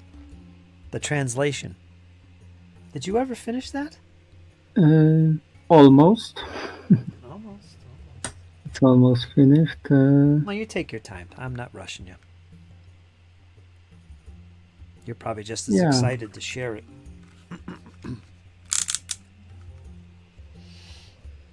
And now I'm talking with my friend who said he could do a little bit of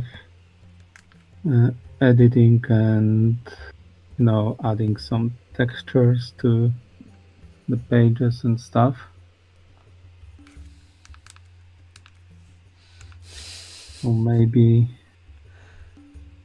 there will be a little fancier. Mm-hmm.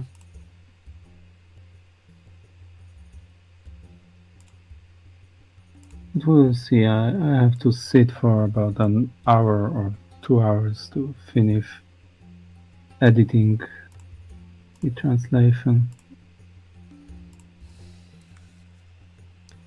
Then I will send it over to you. Excellent.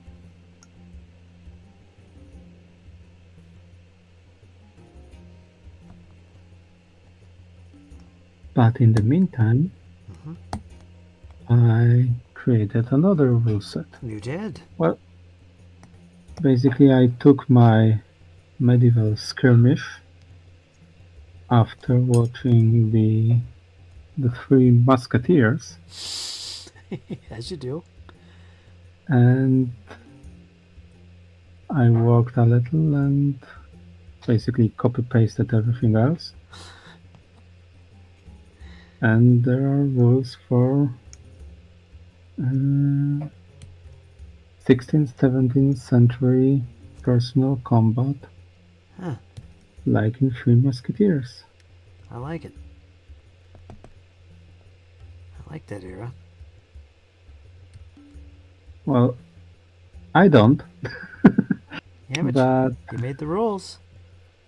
But yeah, I always, the Three Musketeers was one of the first books I read, the first serious books I read when I was 9.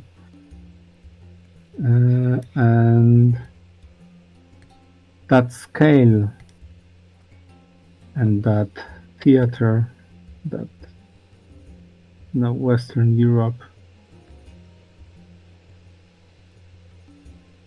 I always had a weakness for this.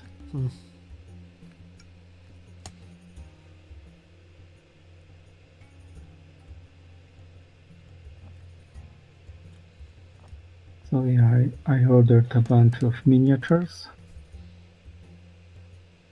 They didn't came yet, but I hope they will by the end of this week. Excellent.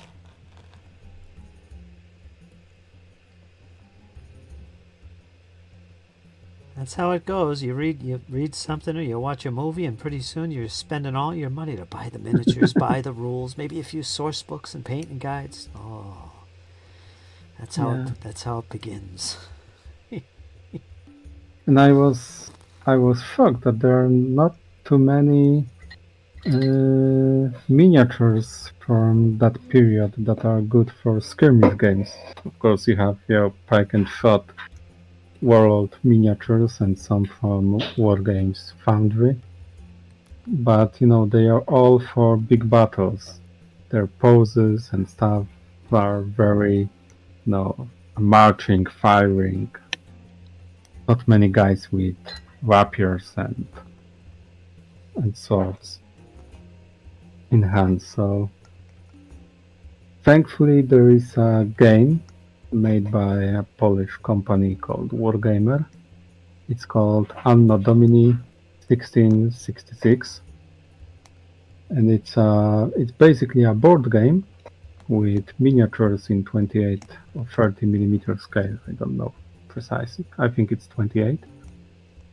And they sell the miniatures separately, and you can have them in plastic or in metal.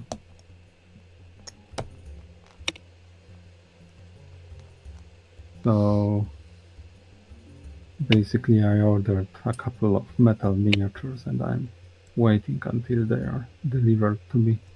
Gotcha.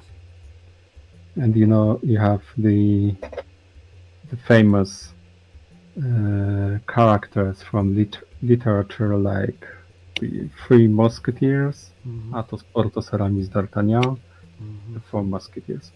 You have Captain Alatriste, and of course the heroes of the Polish trilogy. There is a famous lecture in school. 3 books: the By Fire and Sword, The Lute, and Mr. Wołodyjowski.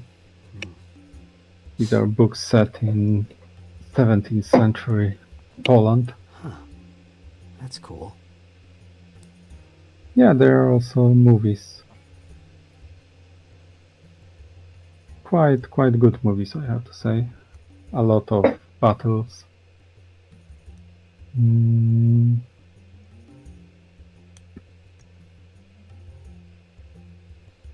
So yeah, I ordered some miniatures and I can't wait to paint them, to my hands on them and paint them, and to try my wolves. Yeah. I know they will work because they are basically the same as medieval, but no. When you play with different miniatures, it's a different game. Yeah. Go figure.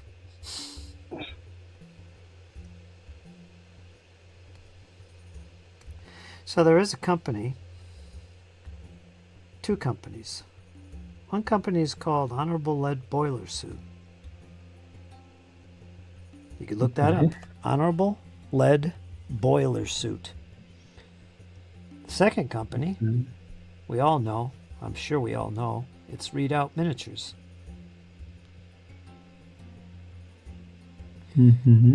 These 2 companies, unless I'm mistaken, these 2 companies make a set of rules for swashbuckling and flashing blades era miniatures gaming. I don't know the name of the rules. I had them at one stage. I can't remember what they were called. Maybe One for All or something.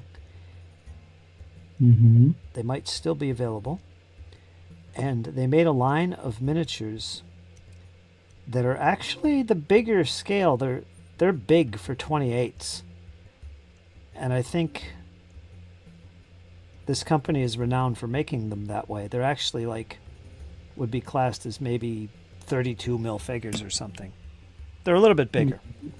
But they have a full line of Cardinal Richelieu, his guards, all the musketeers, the specific characters from the movies and the books, and all the generic stuff that you could ever want to play out these battles. Now, mind you, this is back in the early 2000s and the late 90s. There's a good chance you can still get a hold of this stuff. If you look for those 2 companies, Readout Miniatures and Honorable Lead Boiler Suit. I think they're the publisher. So that's what I know.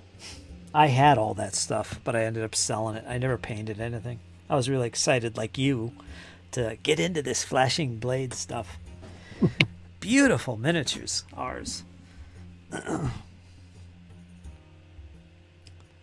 it was not to be. Couldn't you find any 3D prints? Well, with 3D prints, there is also a problem. I wasn't looking especially hard for this stuff, but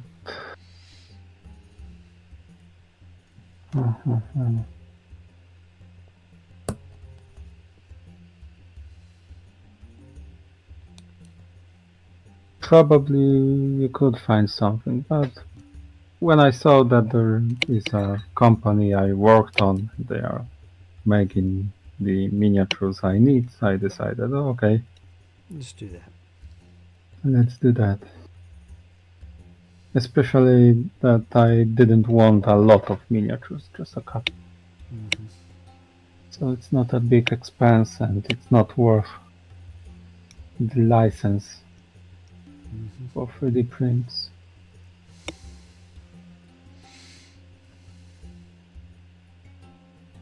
Okay, I found that honorable lead boiling suit,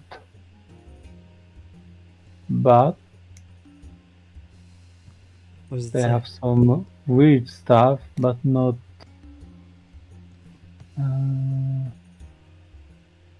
nothing from the 17th century. Did you try readout? I think they're the ones with the miniatures. They might actually have the rules. Mm-hmm. It might all be readout miniatures. I might be wrong about Honorable Lead Boiler's suit. For some reason, I'm thinking them were somehow involved. Maybe not. Maybe it was all readout. Let me look at the chat. Musket, pike, and shot. Uh-oh. The Three Musketeers. Uh-oh. Yep. Here they are. Did you find them? Oh, boy. Yep. You are welcome. Thank you very much. Okay. They are pretty old school, but still quite nice. See ya, Grandma. She's going back to work.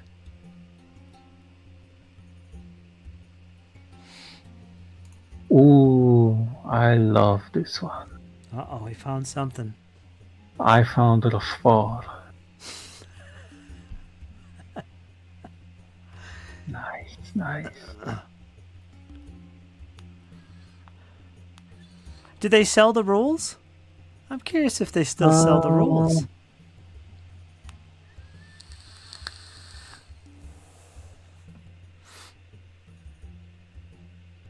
I can't find the rules.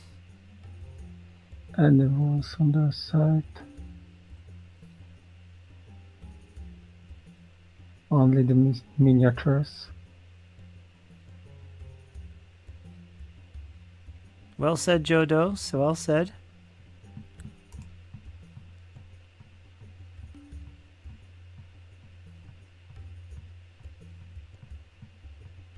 Grab the gas mask, Iron Man. Blood and Plunder is the best skirmish game system for that period. Period, says Bill. I like Firelock games. I'd like to do some Blood and Plunder eventually if I have enough money to commit to a big project like that. We have in my club there is a guy that has the Blood and Plunder set and some ships for it, but I asked him to show me the rules, but he couldn't set for a game. He's always working.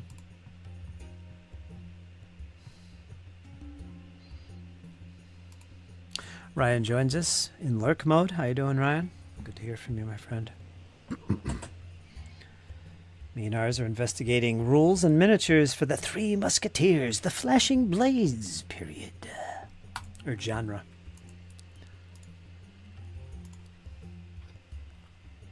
But this honorable lead boiler suit had some weird ranges. Yeah, they do. like 28 millimeter prehistoric marine reptiles, Yeah. aquatic animals and sea monsters, Yeah. dinosaurs and Hmm. monsters, divers, ADS and undersea equipment, That's great. It's great, actually. World War One heavy artillery, That's pretty common. just guns and shells, nothing more.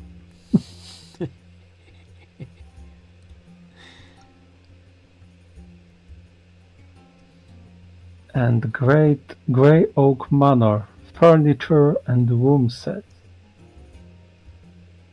some interiors, full 28 millimeter scale.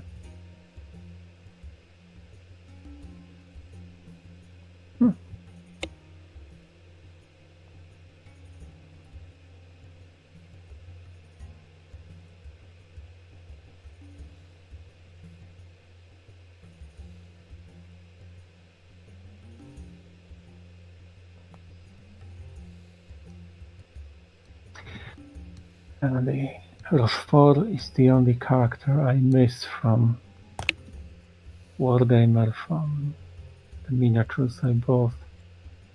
There's no one that looks like Rochefort.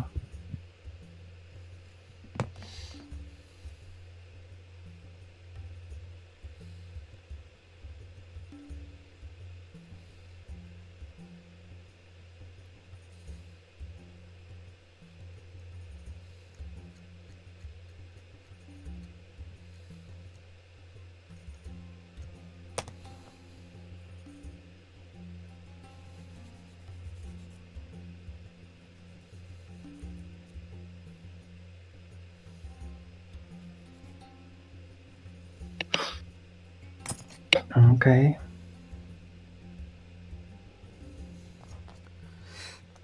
Well, I hope that helped. Maybe you'll get something from those folks. Yeah, thank you very much.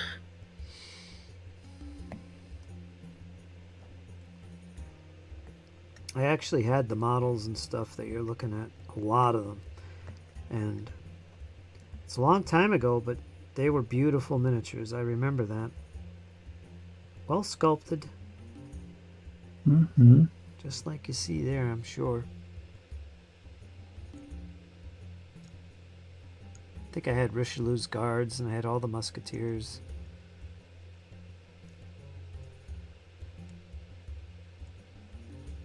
And they were big. Like 32 mil or something. There is that. It says it's 28 on their side, but Well, they're the big 28s then, I guess. mm-hmm.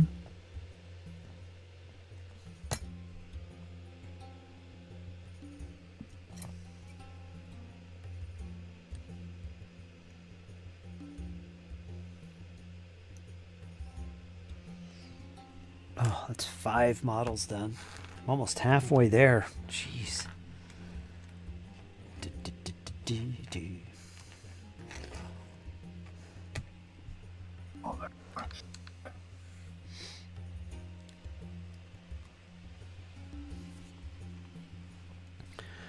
Bill says, I just went on the Napoleonic Spanish Infantry STL Kickstarter.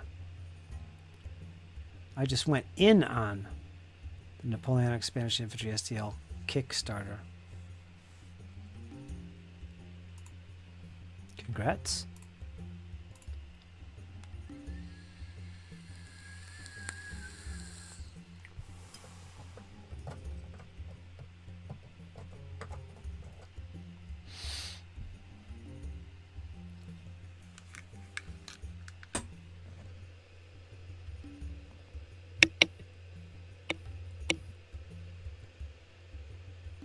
There's a lot of flash on these. More than expected.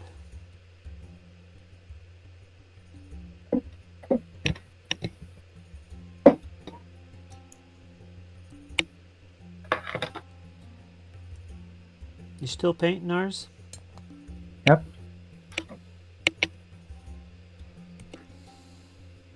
I will finish this paladin. He's almost done. It's weird painting a Bretonnian without a horse.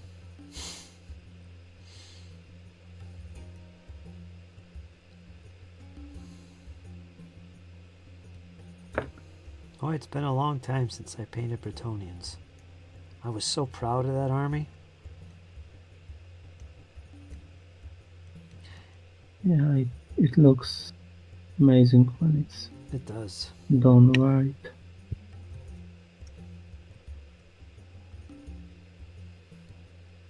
That's why I don't like the old world aesthetics. Because, they wasted the opportunity. They painted them in the same color scheme.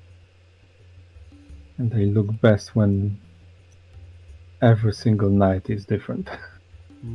Yeah.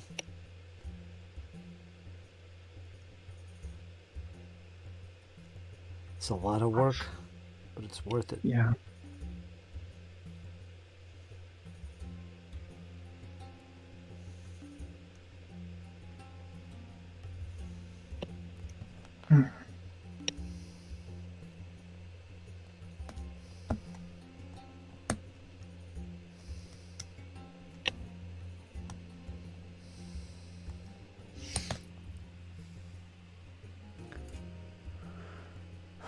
Flash at the charge.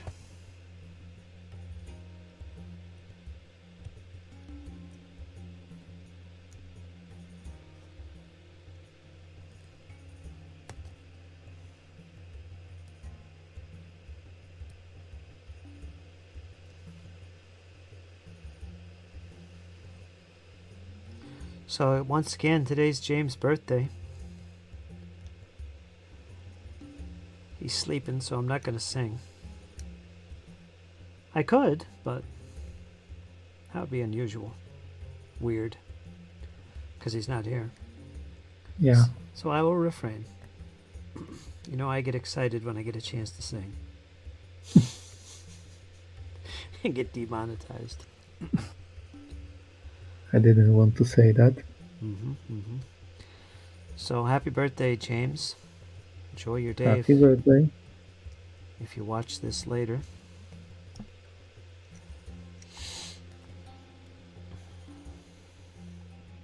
Sir Jans, the fancy man. We come up with that character in the chat because, James is funny and he's always doing weird accents and saying funny things. And one of them was this idea of a fancy man. So I started doing my impression of the fancy man. He just loves to feel the vibrations around him of the people. And he's a very fancy man. So I used that little accent. And it went over pretty good. James liked it, and we all got a good chuckle and a laugh. So I decided to use that accent in my Pathfinder campaign for a particular NPC who was a demon. A demon who was after contracts of souls from the companions. So when the companions bust in on him, here's this big, tall demon. He's all well dressed, and floating around his head are these scrolls, these magical scrolls, and with a snap of the finger they would unfold and reveal themselves as a contract, just a word after word after word, block text of I want to say terrain, I don't know why, but a block text that is a contract for their souls. And I used that accent, and it was perfect. Welcome, companions. You excite me immediately with your presence. Come inside and see what I have to offer you. It was really good. It just worked so well. But, yeah, that's a little story about how I came up with an accent from James for one of my NPCs that became quite memorable. Of course, the companions slew the guy that killed him. It took a while, a few sessions, but yeah, they did him in the end. It was sad.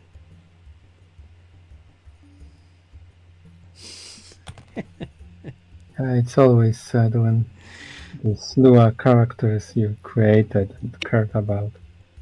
Yeah, and they don't take the bait. Especially, yeah, especially when you worked hard for, Mm-hmm. you like the character. Yeah. I remember many years ago when I was at the university, we played a session, a campaign of Warhammer, second edition, of course. Mm-hmm.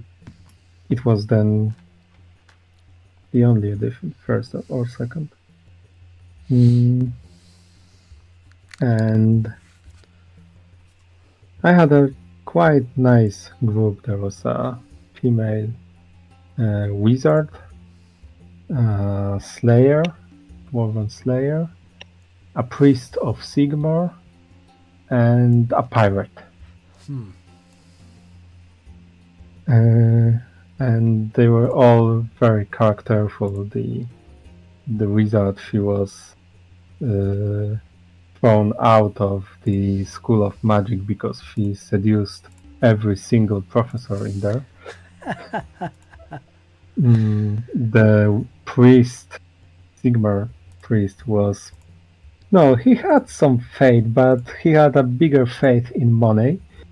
Mm-hmm. So he never rejects any opportunity to get some money. The Slayer was a typical Slayer, and the Pirate was the most honorable man of the team. But I created a story that they came to a little town in the wasteland. It's a province on the west of the empire, a former province now. It's just a desolated land. And there was a cult of Slaneth, I think, in the city. And I wanted them to, to solve the mystery of the cult, to find out who belongs to this cult and track them and kill them or give them to the witch hunters, something like that. Yeah. Well, they found out that one of the key members of the cult is a member of the city council. So they came to the main meeting of the city council in the Rathaus. I don't know how it's in English. The main building where the city council met. Okay. And they kill everyone.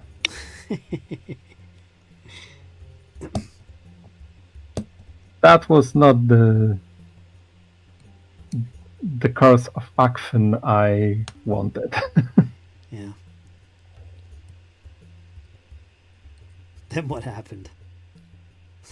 Well, they were, of course, arrested because soon someone entered to that room and they not only killed them, then they took their bodies, they cut off their heads, they sat the bodies around the table with heads in front of the bodies, so it looked weird.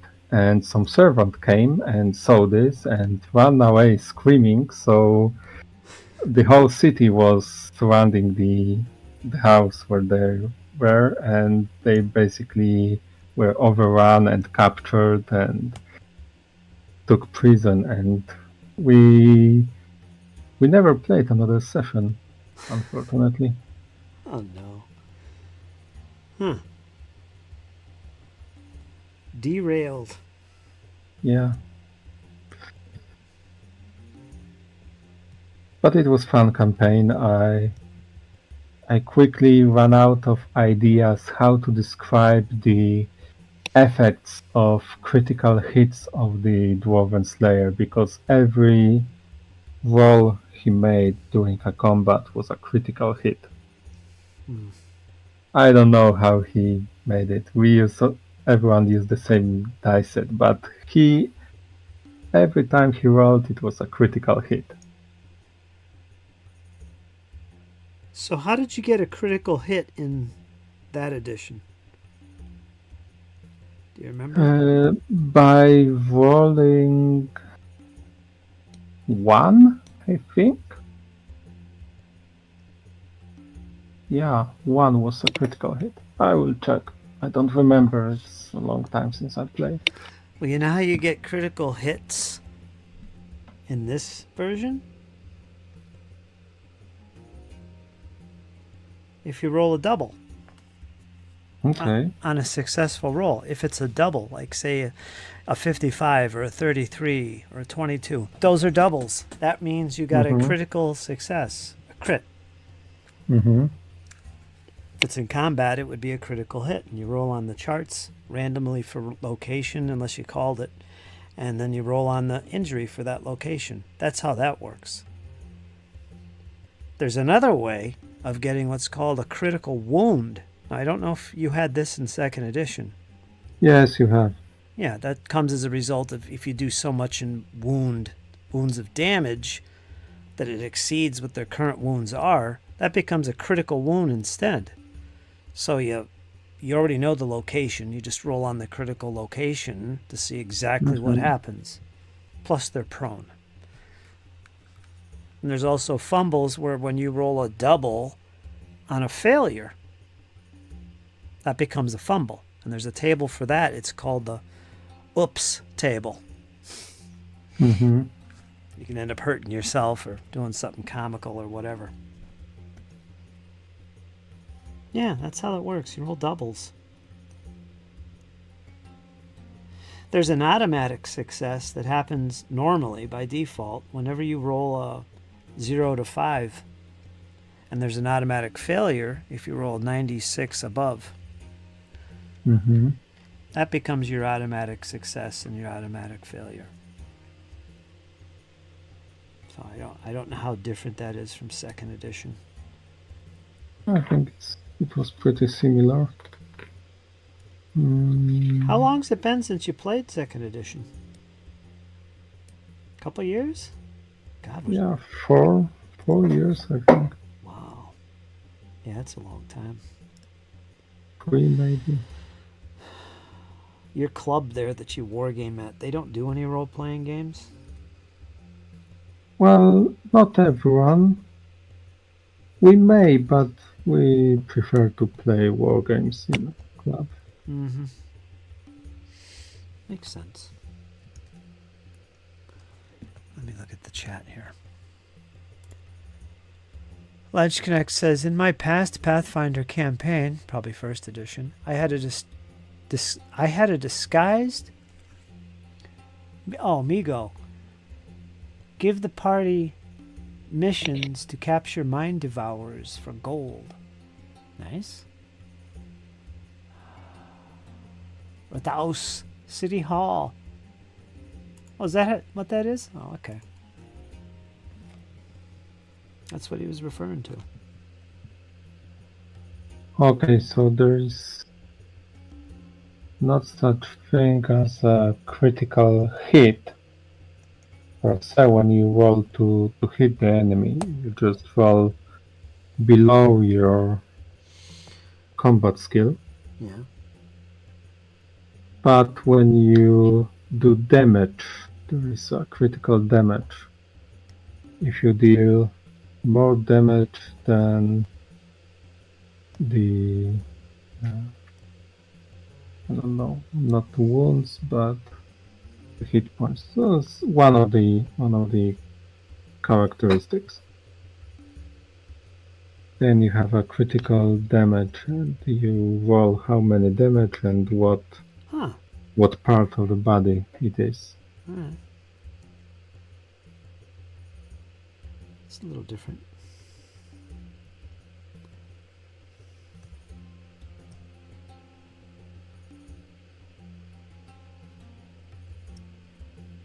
Yeah, and I remember that he very often rolled for a lot of damage, and the location of the damage was a head, and he rolled a 10, which means that his blow cut off the head of the enemy.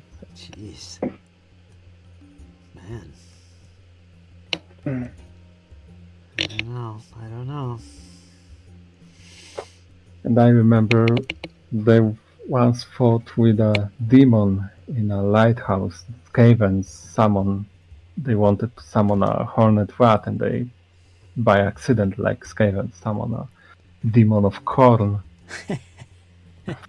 And there was a huge fight in an abandoned lighthouse that Skaven used uh, to wreck the ships that were going to Marienburg. And I think it was a second or third attack by the Slayer, and he rolled a critical damage, and the effect was that he cut off the head of the demon. So That was that. he said, well, he was just a troll slayer, so the lowest rank in this profession. And after that, we decided, well, now you probably became a demon slayer. Yeah. Jeez. Rat house, yeah. So it's City Hall. Okay, yeah, City Hall. Thanks, Joe. I lost it.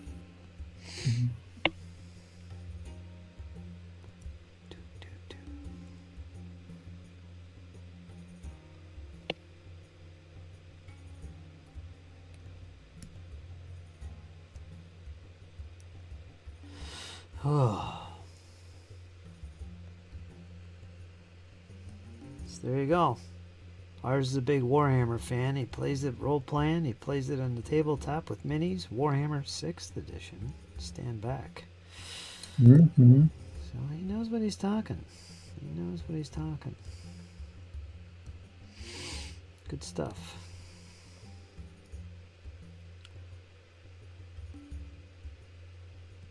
Been a while for me.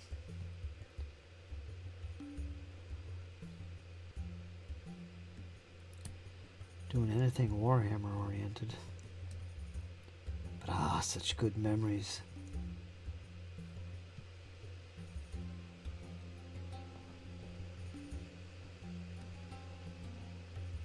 Such an amazing setting. Yes, it is.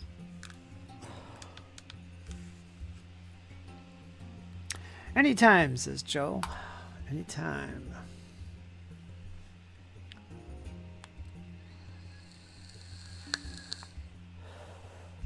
Yeah, Joe, so what have you been up to? I did a session yesterday. Huh, I guess you only missed the one session. Really? I had my vacation, so I didn't put on any sessions. I did one yesterday. Around the same time. Little 3-hour session. Good convo with the squirrel. Iron Man.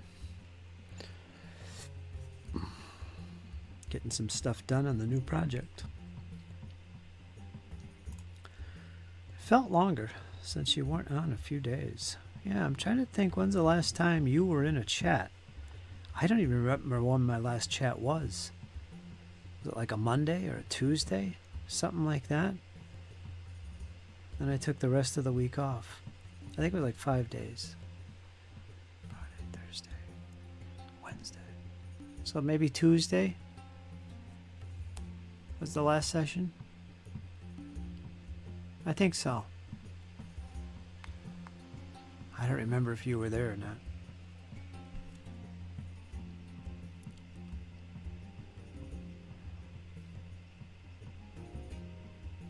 It's all a blur.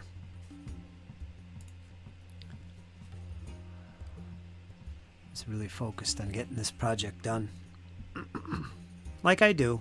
Usually when I get towards the end, it's like, time to push. That's why I take these little breaks.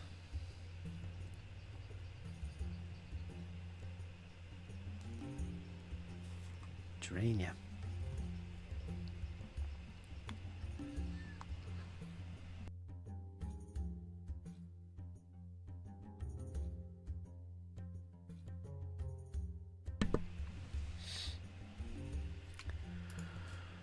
Yeah, they're part of a commission, these Cossacks.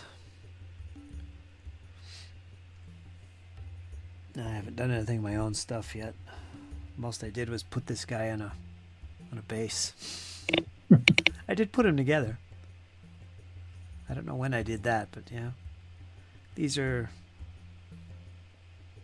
specters from Kings of War. I'm doing a lot of monsters and skeletons and stuff for my undead army. I'll use them in Oathmark and other games, but this is a specter. Real simple to paint. I'm not going to go crazy with it. It's just, he's going to get a... If I dry brush, it's going to be a solid color. It's kind of ghostly and that type of thing. They're kind of like ghosts. But I'm not going to get too fancy with these guys. I want to get them done. And the other unit type are called scarecrows. And they're like this, except some of them got pumpkin heads. You know, they're like a scarecrow. Those I actually am going to paint.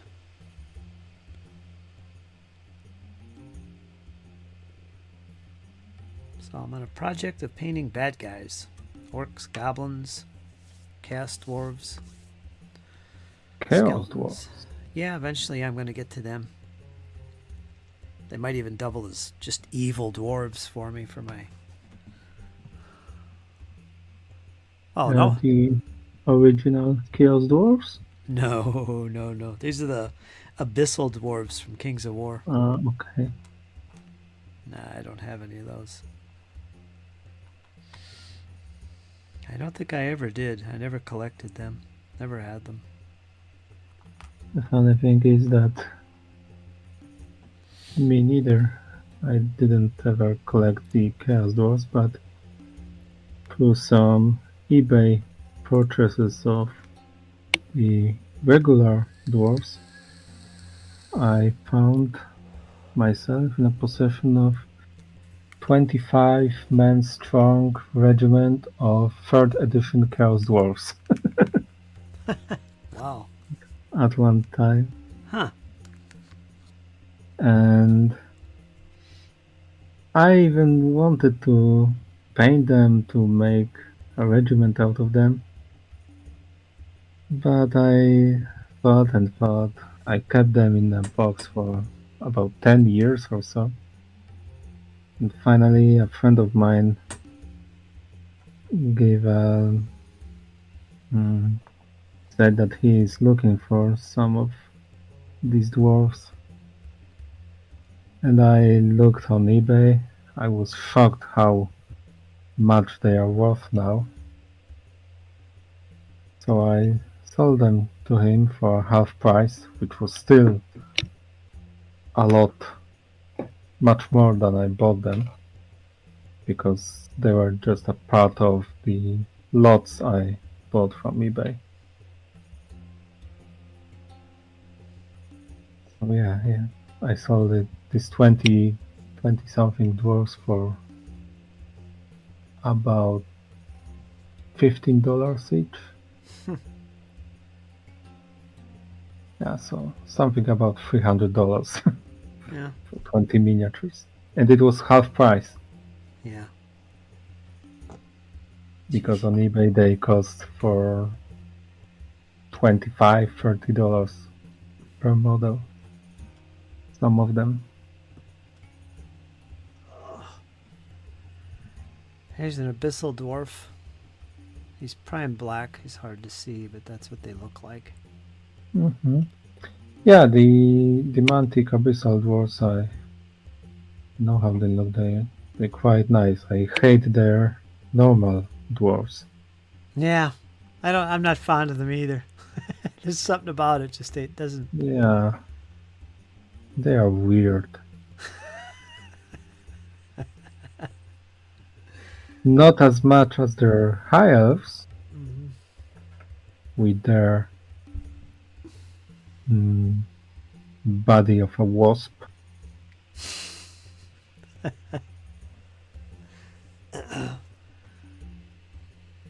But yeah, they are not normal.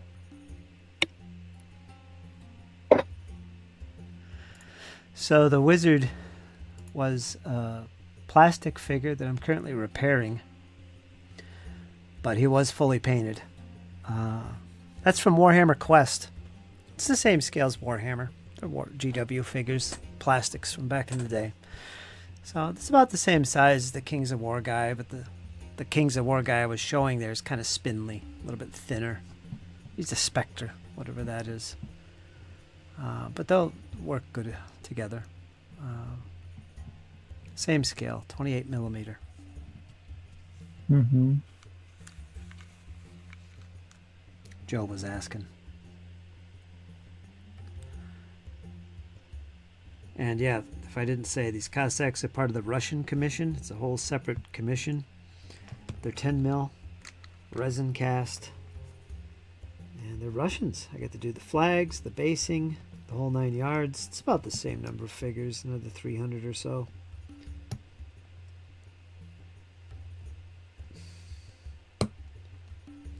This will be the second Russian core I've done for this guy. First one was Magister Militum miniatures.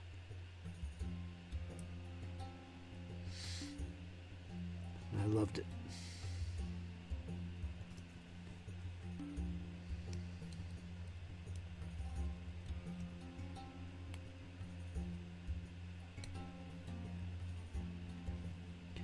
These Cossacks have a lot of flash on them.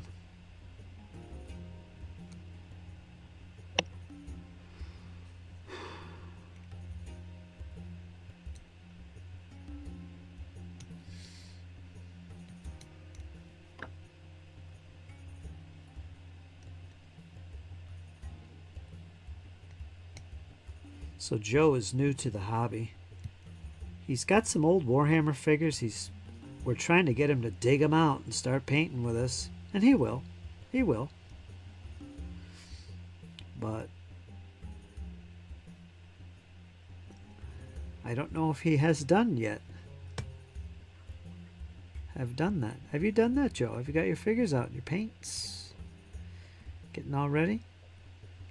Maybe practicing a little?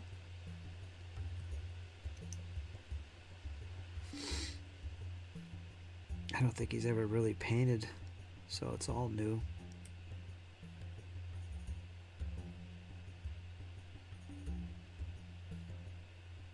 And I said to him, well, you've come to the right place if you want motivation.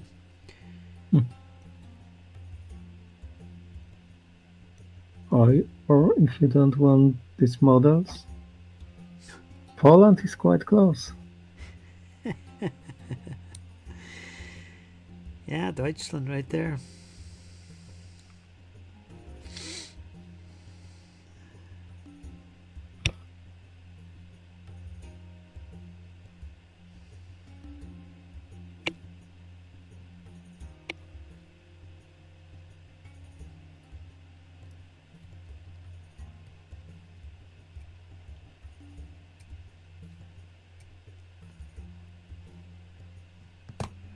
Oh.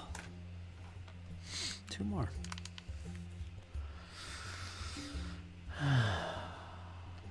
But if it's an old Warhammer figure, it should be a little smaller than current ones. Well, if you're going back to the Citadel,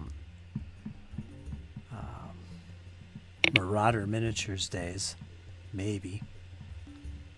Because things only get bigger. Did you also build the last army, or just paint it? And what did the owner say? Oh, I did everything. Exactly what I'm doing right now. Because that's what I do. Oh, he's excited. He's had my work before. And he'll be exceedingly happy. I know he will.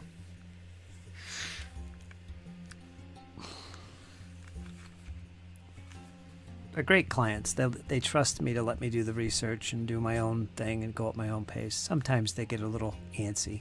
Oh, there's a big convention or a tournament coming up. Can you do this or do that? Maybe not a tournament, but you know what I mean. A get-together. And I got to kind of rush a little bit. But they all understand. Great clients.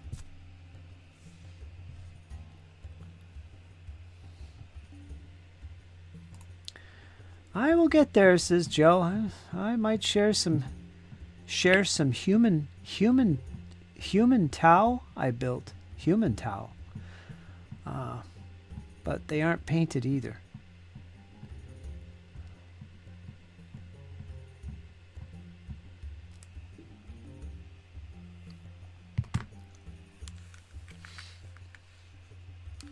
What do you mean human Tau?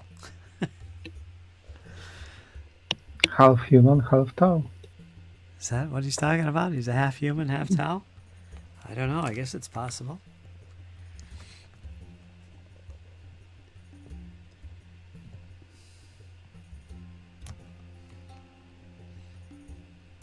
Tau.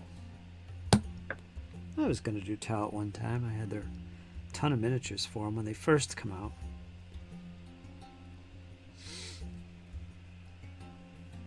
When I played 40k, I played mostly against Tau. Did you? Did you hate them? Not really. Were they easy? I played Space Wolves, so my scouts were able to roll down the whole Tau line. Biggest problem was that because I played with the same opponents that I played against with Fantasy Battle at that time. So they were always in an alliance.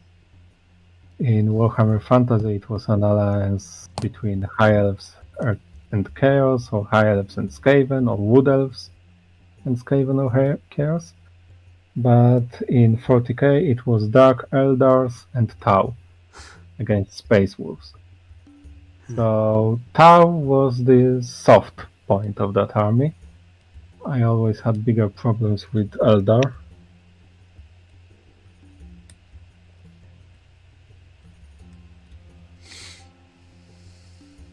But I don't know, I played about 15 or 20 games in 40k. Then I sold my Space Wolves army. Mm-hmm.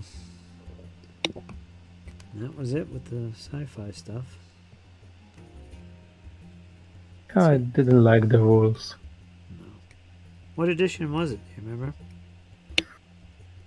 It was about 12 years ago, so I don't know. 4th, 5th? I have no idea. 7th, maybe? Really convoluted? I will find.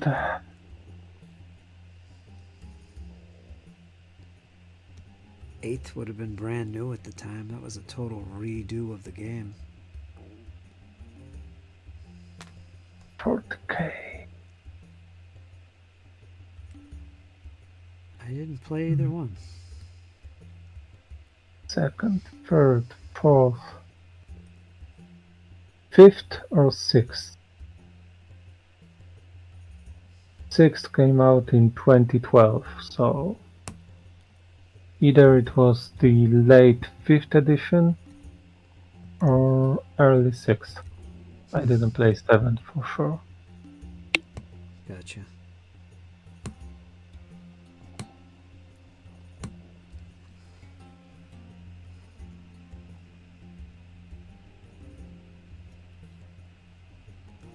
See, I have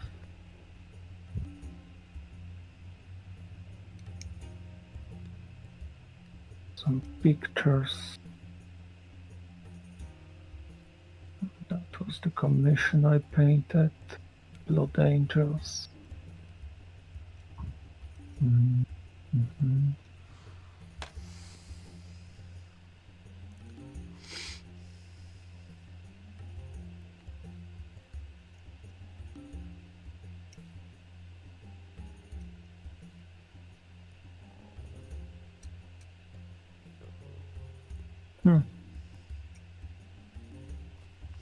I was stupid. I found the pictures of the Griffon Legion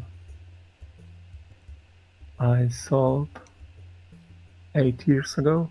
Yeah. How long have I known you, Ars? Can you remember? Hmm. Couldn't have been 8 years ago. Maybe 4? Could.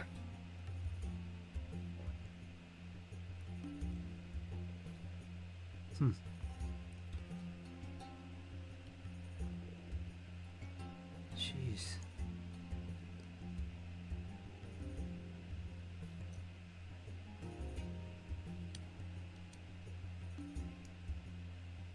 I know that for a long time I was just watching your battle reports, especially the Napoleonic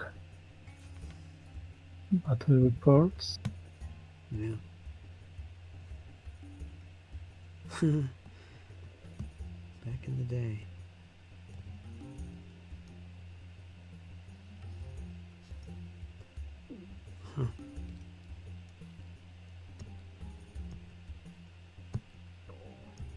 And still your old battle reports are one of my favorite over the YouTube. Really? Yeah, I don't like this when you see every single roll of dice. I prefer like you did when you after each turn you you were talking what happened in that turn and what are the possibilities and what can go next. Yeah. Because when you watch every die roll, it takes out the narrative, and I like to the battle reports in a more narrative version. Hmm.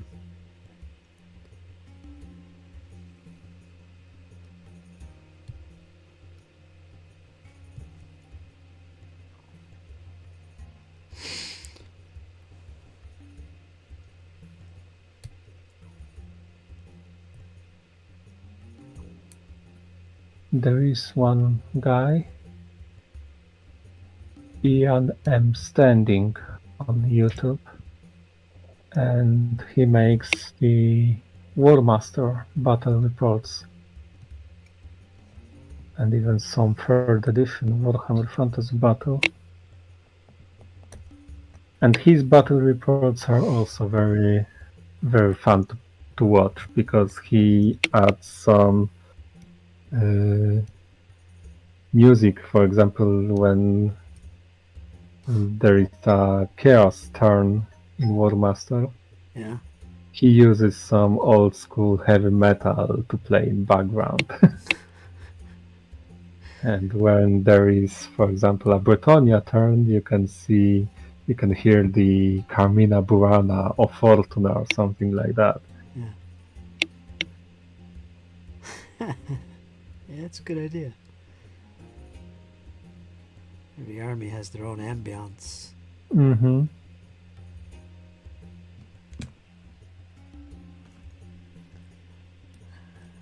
These guys are cleaned. I'm going to put them on their strips. And that's it with these. That'll be about 3 hours. So, yeah, we'll hit about 3 hours once these are based. So that'll be my session then. I didn't get as much as I wanted to. But then we were talking Warhammer Fantasy Roleplay, weren't we, ours? Weren't we? Weren't we? Yep. Yes. That's true. Let's read. That's my fault. It's okay. Human Fire Warriors.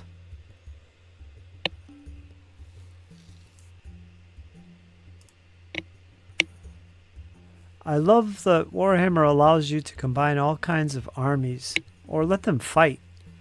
But a Tau Dark Elder Alliance sounds exotic. Yeah, it was.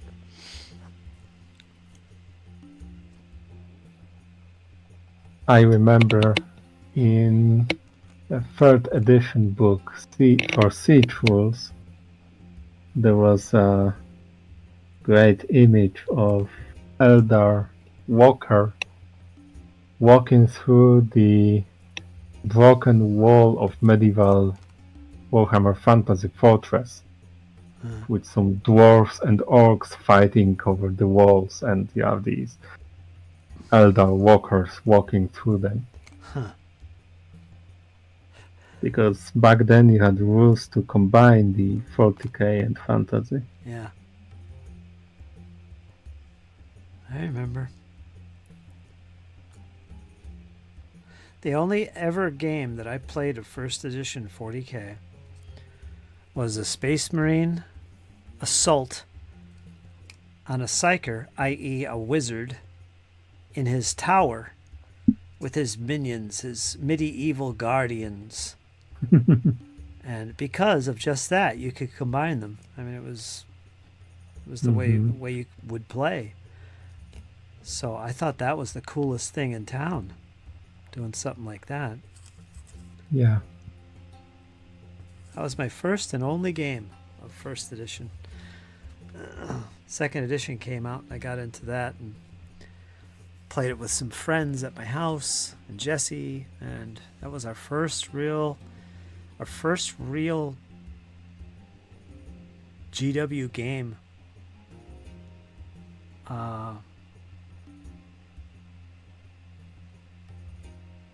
I guess we played Space Marine and Advanced Hero Quest prior to that.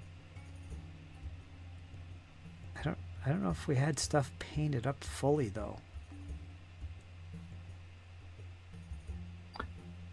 It's hard to say. If you do, you would probably be one of the very few in the world who played with painted minis back then. Yeah, that's true.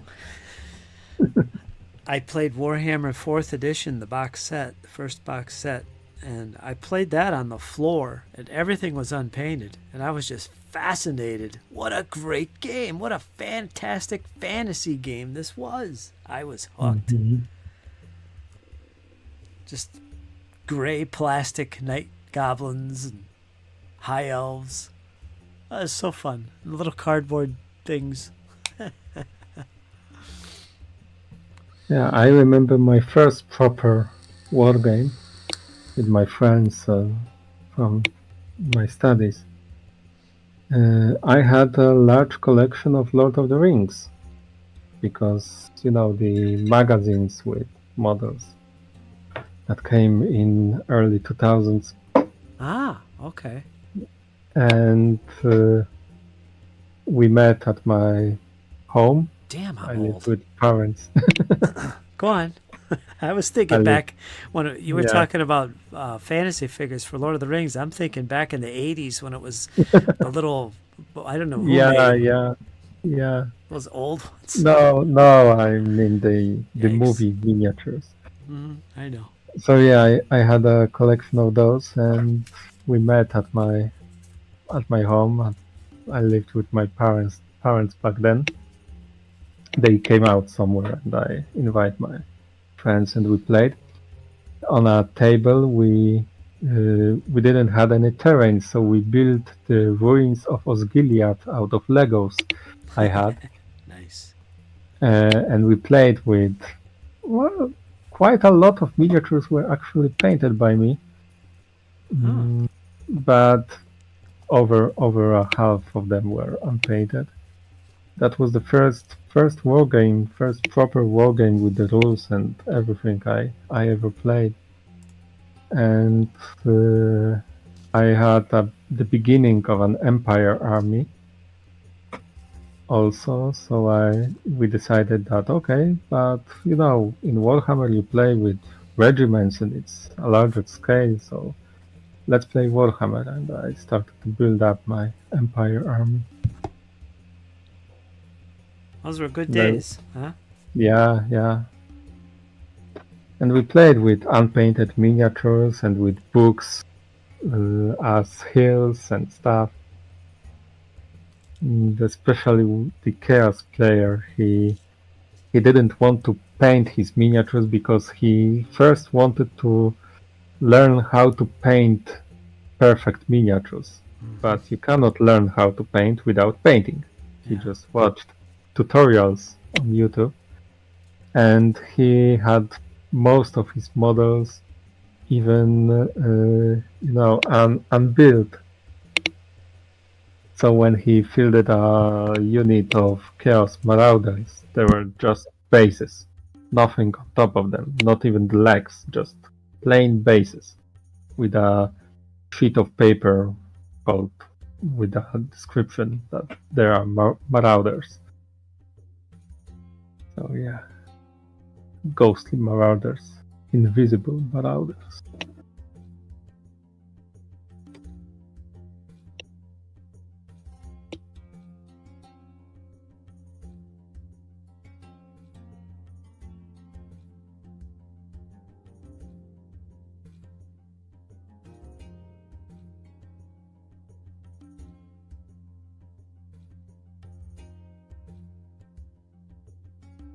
Other than that, it was fun.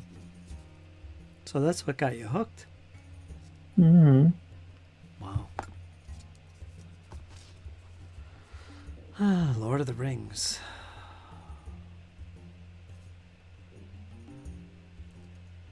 Do you think that's their currently their best game they have? It's about to get a new edition. I don't know. After I learned more about war games and stuff, I always thought that The Lord of the Rings is it's very primitive war game. Yeah. Because basically who rolls higher wins. It's not that exciting. Who wins? What did you say? Who rolls higher? The higher roll you have on your dice, the better.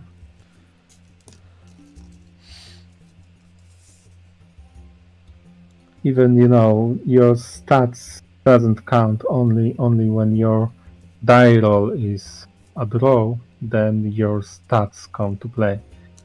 And who has higher stat wins, but other than that, it doesn't matter what your stats have. If you can roll some sixes, you basically always win.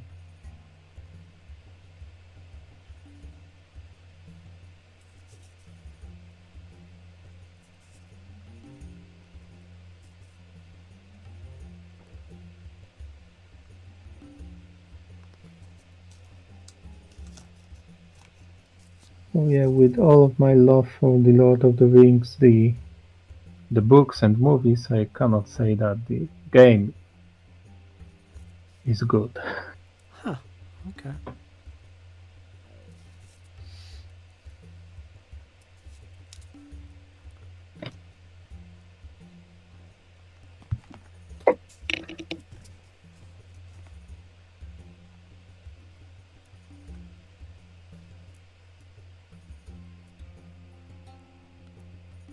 You still painting? Yeah, but I'm almost done. Okay. You just have to paint the fleur de lis on the shield. Do you have to work tomorrow? Of course. Of course you do. Middle of the week? Mm-hmm. Ours don't slack. No slack in there. He's got to pay for those miniatures and a wife. There's that too. How is the married life treating you, ours? It's been a short Very while. well. Yeah, you good? Yeah, it's almost a year. Next month we have our first anniversary. Wow. Congratulations. Wow. Yeah. We decided that we will have a heavy metal anniversary. Ah. We go to Krakow to concert. There are two favorite bands of my wife and one that I really like. My wife's favorite bands are Powerwolf and Hammerfall. And the one I like is Windrose, the dwarven metal. Oh, you're going to see Windrose.